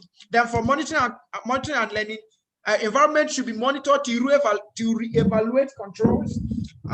Performance should be monitored against the target. Assumptions behind objectives should be periodically challenged. Information needs and related information systems should be reassessed. Then procedures should be established to ensure appropriate actions occur. The management should periodically assess the effectiveness of control. Evaluating the control environment, we have evaluation of the leadership, evaluation of plans, customer focus, people focus, process management, partnership, evaluation of business performance, and evaluation of the continuous improvement approaches. We will be looking at root cause analysis, and we'll be looking at what they call the other one, total quality management. I'll also be looking at Six Sigma in this class. So by the time we get to those places, we'll understand more of the control environment and their impact on quality, right? Their impact on quality and processes. Activities of internal audit functions. Scope of internal audit. Internal control refers to the policies and procedures to be followed by the organization to meet its objective. These activities are to be evaluated by a department called internal audit department. The functions of internal audit may be outsourced to external consulting or accounting firms in few cases. Presentation of financial data. The presentation of financial data relies on 5 basic financial statement assertions, which are existence of the information, completeness of the financial data, rights and obligations, valuation and allocation, and presentation and disclosure. Please, I'm trying to run through so that I will be able to get done with this particular class today before 12 o'clock. Role of internal audit in ERM. We have the core internal audit roles in regard to ERM. We have the legitimate internal audit roles with regard to safeguards. We have role internal audits roles internal audit should not undertake. So let's look at each of them. For the core internal audit roles, we have reviewing the management of key risks. We'll have evaluating the reporting of key risks. We'll have evaluating risk management process, giving assurance that risks are currently evaluated. They will have given assurance on the risk management process. Then for the legitimate internal audit roles with regard to safeguards, we are facilitating identification and evaluation of risk, coaching management in responding to risk, coordinating ERM activities, consolidated reporting of risk, maintaining and developing ERM framework, championing establishment of ERM, then developing ERM strategy for board approval. The role of internal audit, the ones that they should not undertake. Roles internal audit should not undertake. They should not undertake the roles of setting the risk appetite, imposing risk management processes, management assurance on risk, taking risk taking decisions on risk responses, then implementing risk response on management behalf, then accountability for risk management. They shouldn't do that for us. Management responsibilities as regards to enterprise risk management. We have internal audit activities, risk management support, and management responsibilities. For the internal audit activities, we have allocation of responsibilities, which will involve, for the internal audit activities, it will involve giving assurance on risk management processes, giving assurance that risks are currently evaluated, evaluating risk management processes, then evaluating the reporting of key risk and reviewing the management of key risk. Then on the risk management support, management should facilitate the identification and evaluation of risk. They should provide coaching to management in responding to risk. They should coordinate ERM activities and provide consolidated reporting on risks. They should also maintain and develop ERM framework. They should champion establishment of ERM, and they should develop ERM strategy for board approval. Then for management responsibilities, they should be able to set the risk appetite, impose risk management processes. They should be able to give assurance on the risk management of the risk. They should take decisions on risk responses. They should implement risk responses on behalf of management, and they should be accountable for the risk management approach being used. Responsibilities of the audit committee. We'll have the external audit, we'll have internal audit, we'll have financial reporting, and we'll have regulatory reports. Now, for each of them, for external audit, recommend the appointment and reappointment of external auditors. So for external audit, is best done through external auditors. Review the performance and cost effectiveness of external auditors. Review the qualification, expertise, and independence of external auditors. Like we've always clamored in this class. Some of us, after this certification, we want to go to HAC consultants. And part of the things you could be doing is auditing, safety auditing. All right. And part of the things that will determine your level of, or determine whether you'll be accepted for a contract or not, your qualifications, your expertise, and your independence, okay, to the organization, all right, will also play a key role. So we shouldn't stop. We sent an email within the week. The registrar sent an email within the week. And the email was like, why? The email actually came out on review. It was an email that came out on review. And the email was based on some of the testimonies we've been having from trainees. So you see someone who has an ESPON certificate, but he's still in this class. So what is he really doing? Is it that he has not done safety before? We have people who have done Nebosh and they are in this class. Is it that they've not done safety before? We have people who have taken other certifications, but they still come to IPM certification programs. What's the reason? The reason is simple. Some people are taking the time to create both local and international strategy for their careers. Some people are well aware that there could be some limitations to national certifications. But internationally, there is no limitation to international certification. So some people acquire both the local certification and the international certifications. And of course, we shouldn't have in any way to start arguing which one is better, which one should give you a more coverage. Is it the local or the national certification or the international certification? It shouldn't be a point of argument. Okay, so our encouragement to most people taking our courses is, as you are writing, like now in this class, there are people that are preparing for ESPON exam by November. In the GHRM exam, there are people preparing for CIPM exam by November. Yes, but they are also taking the advantage of at least obtaining an internationally endorsed certification, which will help them at the end of the day. If it is local appeal, they are not left out. If it is international appeal, they are not left out. That is part of knowledge management strategy, career management strategy. So if you want to be a safety auditor tomorrow, you shouldn't just be looking at yourself as one-sided certification. If I get ESPON, I should be done. Or if I get CIMC chartered, I should be done. No, you should constantly update your knowledge. You should constantly update your skills. You should constantly update your experiences. And those things are key for consultants, for auditors. All right. Then review and discuss any reports from external auditors. Please, we are rounding up any moment right now, and please ensure to take your attendance before you go. For internal audit, review internal audit and its relationship with external auditors. Review and assess the annual internal audit. Review promptly all reports from the internal auditors. Review management response to finding of internal auditors. Review activities and resources, or review activities, resources, and operational effectiveness of internal audit. Now, how many of us are aware that organizations, by virtue of trying to reduce costs, they are using more of internal consultants now rather than the external consultants? How many of us are aware? So companies now send their staff on trainings on consulting to boost their consulting abilities so as to reduce the cost of external consulting. Okay, and that is also very, very important. Okay, that is very, very important.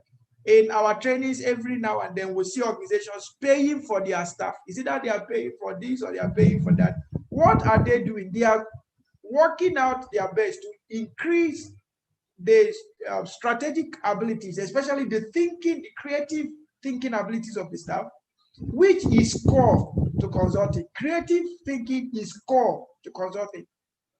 All right. So whether you are going to end up as a consultant in the internal dimension or the external dimension, you must always pay attention to knowledge, creating or building new knowledge levels or improving on your knowledge levels.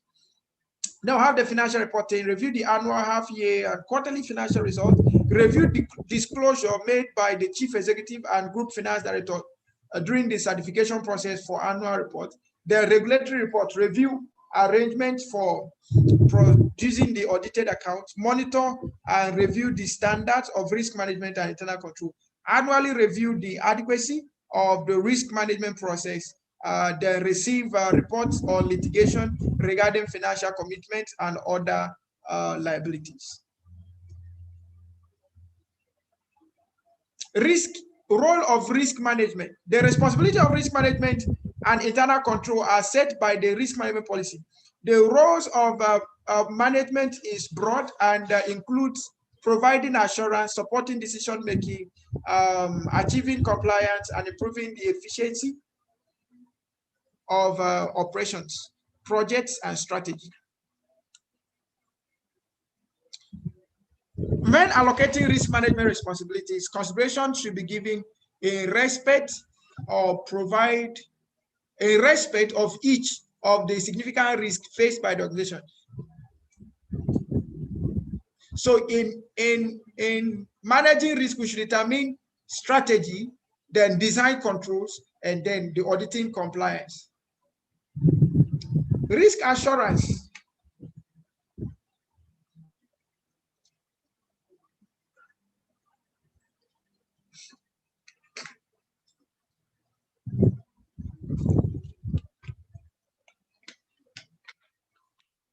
Okay. Risk assurance.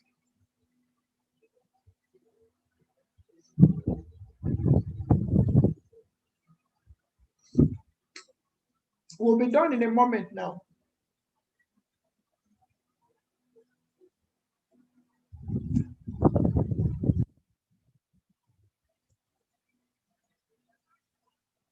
Assurance will be required in relation to the risk management activities themselves. The following points should be kept in mind while reviewing and monitoring activities. Number one, review of the process as it operates the organization in the organization, review of standards of risk control in force, review of level of success in reducing risk exposures, review of the level of success in achieving business objectives, review of how a high-risk strategy project or operation was successful, delivery of risk assurance across this whole range of activities. Please, let's take 30 seconds break and we'll be back. 30 seconds and we'll be back.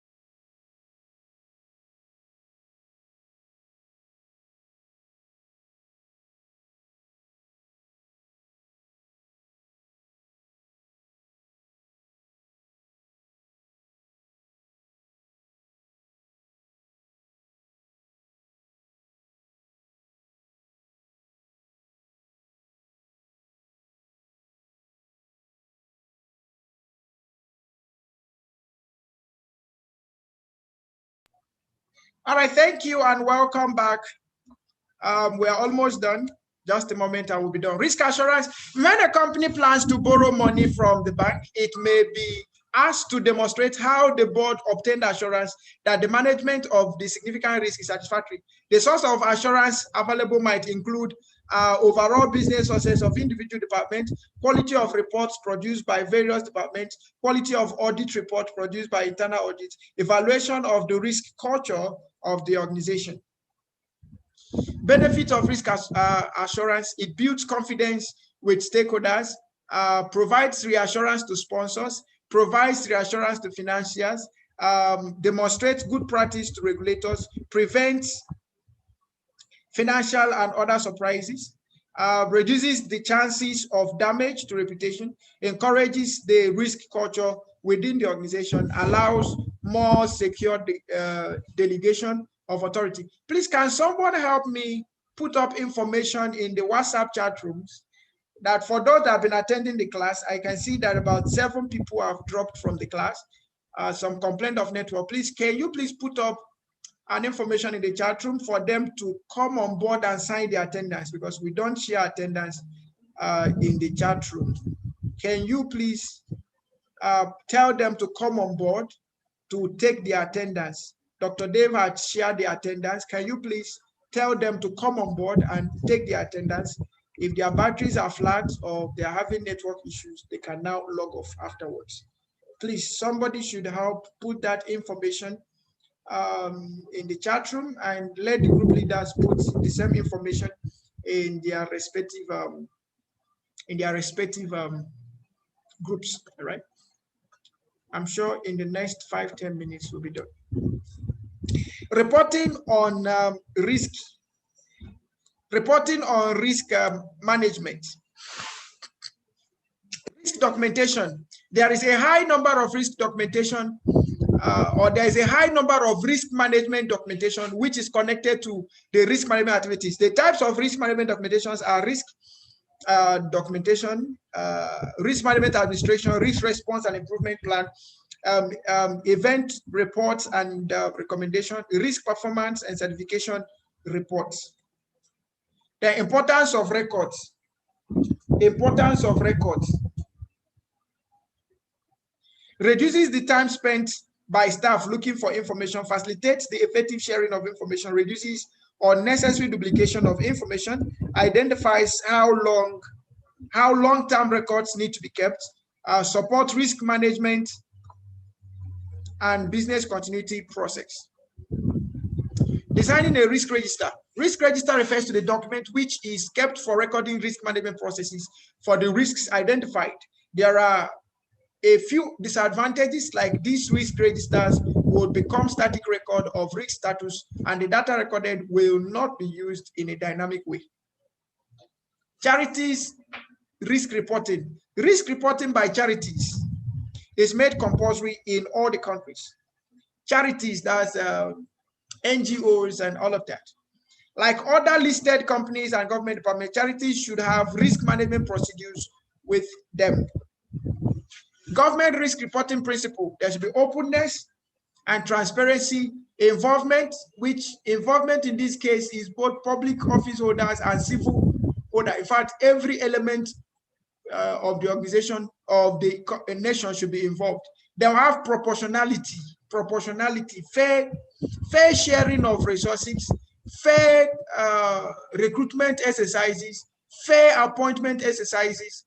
If government follow this thing, no government in the world will ever have crisis. If government actually follow this government risk reporting principle, no one will ever have crisis, or crisis will be reduced to as low as reasonably acceptable. They will have evidence, okay, evidence. We have disbanded SARS, but there is no evidence of that because their operations are still there. So it's one thing to say it, is another thing to have the evidence. People are here to see the evidence. They will have responsibility, yes. When government takes responsibility of activities within their jurisdiction, it helps them become more reasonable. Since I was born, this is my first time I'm seeing a government that everything they are doing is by comparison. If they do one thing, they say, when compared to what happened, are we actually, should we be comparing with our advancement, or should we be comparing with our dead past? I don't really understand it. Okay, if you say so, at least you have it was so annoying and disgracing that from the voice of the presidency, we were actually told that we should be happy that pump price of fuel in Nigeria is lesser than some countries. What sort of thing is that? Okay, do we have the same economic standard as they have? Do we have the same hospitals as they have? Do we have the same educational system as they have? Do they have oil as we have? So government should be responsible and stop throwing blames. This is my first time of seeing a government of blame. I've not seen that before. I know in Nigeria we have wonderful set of people as leaders, but this is my first time of seeing a government of blame. What is his name? Additional will come and say his own, just blaming PDP, APC. No, they don't blame APC, it's only PDP. They blame PDP, they blame other political parties. Lai Mohammed will come and blame his own. What's the name of this other guy? COS, Chief of Staff, Staff of Chief. What do they call him? He will come and do everything is blame.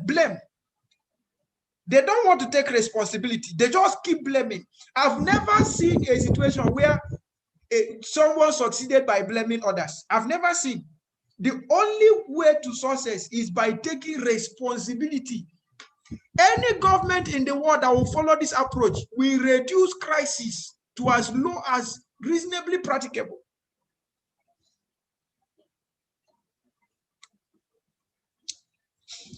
Openness. Government will be open and transparent about its understanding of the nature of risk to the public and about the process it is following in handling them.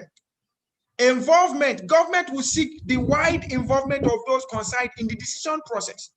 Government will act proportionately and consistently in dealing with risk to the public. Government in evidence will seek to base decisions on relevant evidence. Government, as regards to responsibility, will seek to allocate responsibility for managing risk to those best placed to control them, not by blaming one person, blaming this and blaming that. It is so alarming that a whole Nigerian army force, all the whole forces in Nigeria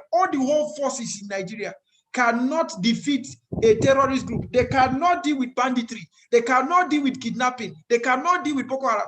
No. So wait. When we talk about responsibility, what are they really doing? Nigerians have called for the sacking and resacking and unsacking and offloading of people that we call service chief. What have we gotten in return? We've gotten a government that is not involving. They don't include the people. What we say is not their concern. Okay, right from the local government chairman, in fact, right from the director in the office, in the public parastatal, to the local government chairman, to the councillor, to the House of Rep member, it doesn't concern them. How many of the House of Rep members, I've said this before, how many of them are even accountable are held accountable for the projects that were allocated under their constituency that nobody saw the effect? Is it because they are not published on paper? If government was going to be open and transparent, they should be publishing projects given to constituencies. They should be publishing it on paper. Then we'll see it and then we'll ask questions. Is there any year we don't talk about allocation? Is there any year we don't approve budget? Is there any year we don't talk about fiscal policies? Now, what is happening to them? Is it not for the legislature and senators to get those things to the grassroots and then let local government chairman and councillors do their work? We are just in a country that doesn't, we don't have any regard for national risk coming to us. We don't have any regard for national risk. Corporate social responsibility. Let's continue. And corporate social responsibility is all about your business and your organization. So it's all about our people, the society, the environment, and conduct. Okay, how does the business relate with the environment? That's corporate social responsibility. How does the business relate with the environment? Okay, how does the business relate with the environment? Okay. If there is good corporate social responsibility standards in an organization, it will increase the reputation and enhance the stakeholder value. On the other hand, incidents, events, and losses which are related to poor corporate social responsibility will spoil the image and reputation of organization, and will pull down the stakeholder value. CSR and risk management. The agenda of both risk management and corporate social responsibility management are broad and interlinked. The risk assessment workshops conducted through the world consider CSR and social, ethical, and environmental considerations within the topics that are evaluated in CSR. Now, what are the issues covered in CSR? We have health and safety issues, employees, customers, environment, suppliers, community, products, and services. So these are the things that we consider in CSR. So if you look at it critically, they are all about health and safety of the people. CSR and reputational risk. CSR is considered as a reputational risk by most of the organizations. They view the component parts of CSR as hazard risk. There are more probabilities that public views will be heard or will be ahead of the thinking within many organizations. CSR and stakeholder expectations. So the stakeholder expectations as regards to workplace, marketplace, community, and environment. That's where the impact of the stakeholders will be relied on. The environmental pressure groups are considered as valid stakeholders. These groups have good influence to bear on the activities of the organization and the government. Now, how the ethical trading. Good ethical behavior is considered important in all businesses. Failure to comply with these ethical standards are considered as major business risks. Bribes and other forms of dishonest and illegal activities have strong consequences for corporate responsibility and future benefits. Reasons for reputational damage. We have tax evasions, failure to comply with rules and regulations, unethical alliance with competitors, excessive payments to political parties, false allegation against competitors. And then finally, steps to successful risk management.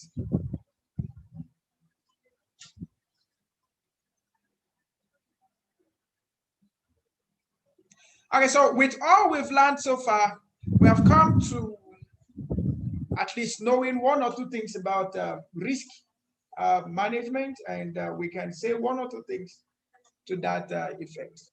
Okay. In order to improve the risk management performance of an organization, a risk management initiative is required. This will depend on the size, complexity, and nature of the organization. There is no single approach to implementing risk management in an organization. Now, achieving successful risk management will involve undertake a management review of all risk management activities and ensure that maximum benefit continue to be delivered. That's on management review and benefit. Then on sponsorship. Sponsorship of the project by a board or executive committee members. Then we have shared perception, develop a shared perception of risk within the organization. Then on role, define the role of the risk manager as facilitator. On risk appetite and governance, determine the risk appetite of the organization and decision about contribution towards corporate governance. Factors influencing the approach. We have the senior management influence within the department. We have external influence, including corporate governance. We have nature of the business, its products and culture. They have origin of the risk management department, origin of the risk management department. Because of time, we might not have to go through all this, but I think we can go through these questions in our own time. Since we have the manuals, we can go through the question exercises and then use them to adjust our own risk management approaches, our own risk management plans, and that will help us. At this juncture, men and brethren, I think I would like to call it a day from here. So most of the risk guide forms have been provided at the tail end of this class. So kindly go through them and that will help Okay. In summary, enterprise risk management, key learnings from this module: more effective strategic and operational planning should be put in place.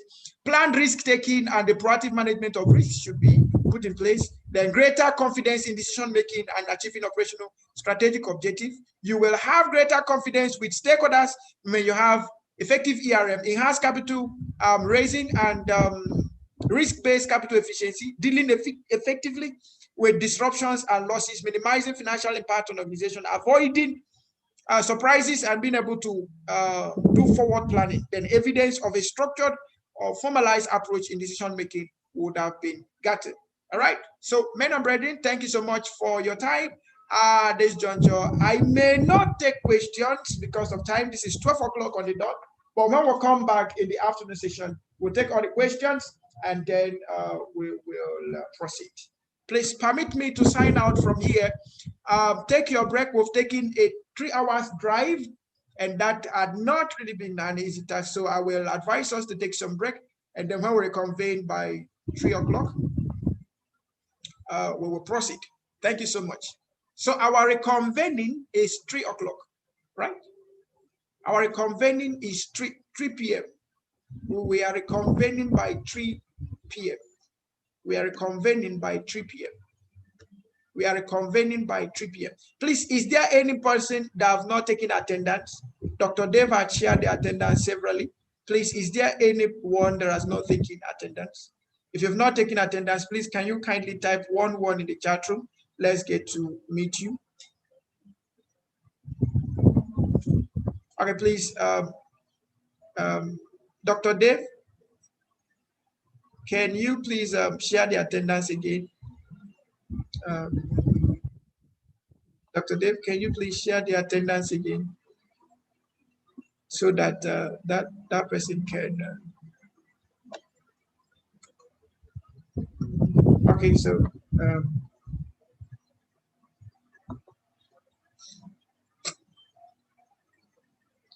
the attendance is being shared again. So in case you've not gotten attendance, please, the attendance is shared again. Thank you. And please, how many of us here? Raymond, the attendance has been shared over and over now. Just see the attendance there. Raymond, the attendance is shared and shared out, or you want something else? Are you expecting something else? Okay. All right. Let me.